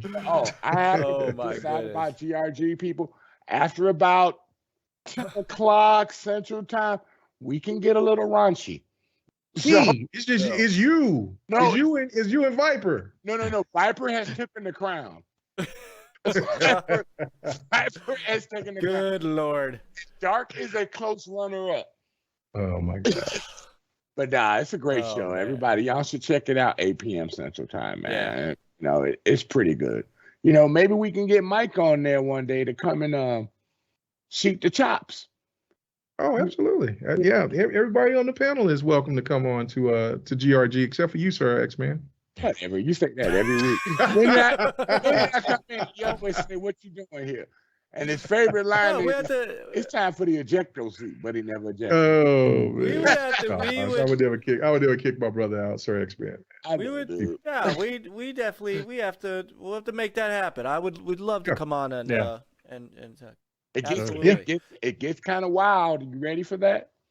Man, would you let these people get out of here? He does this even on GRG, man. Like, it's time to go. Come on, man. I've been on. Look, Peter, Chris, and I have been on Gaming Beyond the Box. Ain't nothing. You already know, man. This dude here, man, he's still. We were last man standing. We were like. Yeah.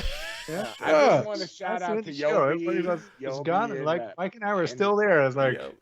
I just want to shout out to Yobi in the chat for helping out Myke with all the new subs and stuff like that. Brother Yobi. You're hooking it up. Yo, he rolled in here. He gave away 30 subs in the last couple memberships. Thank you, brother Yobi. Oh, which reminds me, before I get to Peter, I did see this, and I wanted to leave on a happy note, and I saw this on Yobi's Twitter. Oh shoot, that's a little. All right, hold on, let me see if I can get that full screen.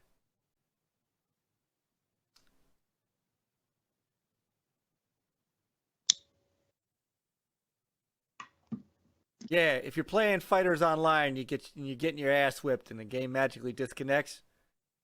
You're a whole ass, you know. Oh my goodness! Like a man. Yeah, I saw that. That's Mr. Peace Love Life right there. Up there, man? Who was your? Oh my goodness, boy! I don't know, but somebody did Yobi wrong. Damn. Somebody did Yobi wrong. Damn, Yobi. So yeah, fierce. You know, fierce. Mr. Peace Love Life right there. I know. I know, right? Yeah, man, you better eat some meat or something, man. You gonna keep me angry like that? Come on, man. Yeah, but this is what Yobi's talking about. Me and K Mega used to go through that on Fight Night. That people come in, and as soon as you finally beat them, they be kicking your butt. But as soon as you beat them, they disappear out of the lobby, and they don't want to come back for more. He might be. Oh, he was playing Power Rangers Battle for the Grid. That'll do it. That'll do it. I'll definitely do it. So, anyway, Peter, where can they find you, good brother? Yeah, you can find me here every Tuesday with you, Myke, and Chris, 9:30 p.m. Eastern. But you can find me on Twitter, HCK360, on Xbox, HCK, PlayStation, HCK360, and you play HCK360. What else? Steam, HCK360. There you have it. Pretty much. Go. Yeah.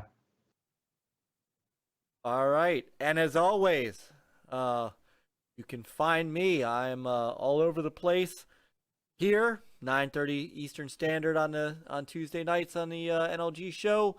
I help out, bounce in the chat for DJC Game Studios tomorrow night on the Amico Forever show. You'll find me streaming every once in a while when I can get the time for it. DREADPOOL says OnlyFans 360. Let's go. OnlyFans, boy. Let's go. You can find me on Twitter at NLG Mullis. You can find me on Xbox at StingerNLG. You can find me on PlayStation at the original NLG. You can find me on Oculus or MetaQuest 2 at NLG Mullis. You can find me on the Atari VCS at NLG Mullis. And you can find me on Switch nowhere because I don't play Switch. Sorry. Oh yeah, you can actually find me on the Quest too. I mean on the Meta at HCK360. Although I will never be able to play because I don't have a Meta device. Yet. Yeah. So, all right. Don't forget as well. Lots of great channels, Gamers United Guild, Geekstorians, one of them in the chat tonight. We have a few of the GUGers in here. We had Retro Renegades earlier today. Tomorrow, we got the double header, Spooky and the Backlog Bastards and Go Game Go, both at 8 o'clock. And then Amico Forever with DJC Game Studios, Retro Advisory Board, and the Geekstorian at 9:30. On Thursday, it is Four Guys with Quarters. On Friday is the Iconic Video Games Podcast with Axel, who's in the chat, Princess Zelda, and Doggy Dog, who might still be in the chat. He was in earlier. Saturday morning, get your handheld fix with the Evercast with brother Rich Haywood and his team. 6 o'clock on Saturday, it is. I'm thinking he's got a show this week. He hasn't said otherwise. The right hand of Zeus himself, Mr. 108 Dragons TV with the Dragon's Den. And then Sunday, Flamish with the Flamish Experience in the afternoon. Holding up the evening with TXR, the Xbox Roundtable Sunday night. Coming around to TXR. Monday, Astros. Astros. That Yeah. TXR's been around for a minute, man. Shout out to TXR. Oh, man. yeah. Yep. And that is a great show with some great panel. Tim Dog was on that for a while. That's one of the shows he's kind of pulling back from. But yeah, Brother Invader's been doing a fantastic job running TXR. Absolutely. He's one of my favorites. Monday night is Astro Smashed with DJC Game Studios. Some old school you talked about in television, K-Mega. Dub to DJC Game Studios, man. He is I must. He is in television and TurboGrafx and 3DO. Ooh, the TurboGrafx 16 too. Yeah. Oh, boy, let's go. Yep, I gotta have to sub to that man. Yep. Yes, sir. Yes, and sir. him and I have been stress and pilot testing Intellivision's new console, hopefully coming out this year. So got some good stuff going on there. So check out his channel. And then we will be back after the Retro Renegades, 7 o'clock. They are on Tuesday nights, 9:30 for us. Thank you, everybody. It's been a phenomenal effing show. I cannot thank you guys enough. K-Mega, Sir X, and of course, Peter, Chris. This is what I live for. And I'll keep talking, so let me get the hell out of here. Good night, everybody. Yeah, Will. Chat, you guys freaking rock. We will see you soon. Pick up a controller. Get some gaming in. We'll talk to you later. Play on, gamers. Game on. Let's go.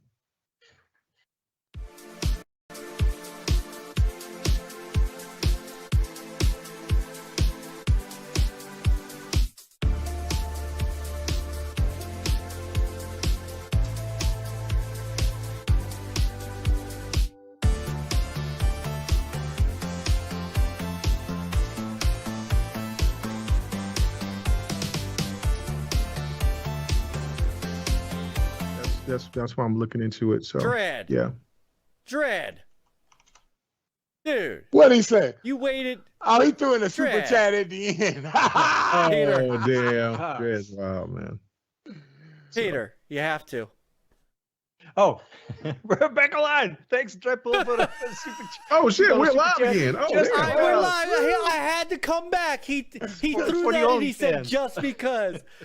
The OnlyFans. Oh my God. Let's try this again. Good night. Don't do that again, Trey. We love you, brother. Damn.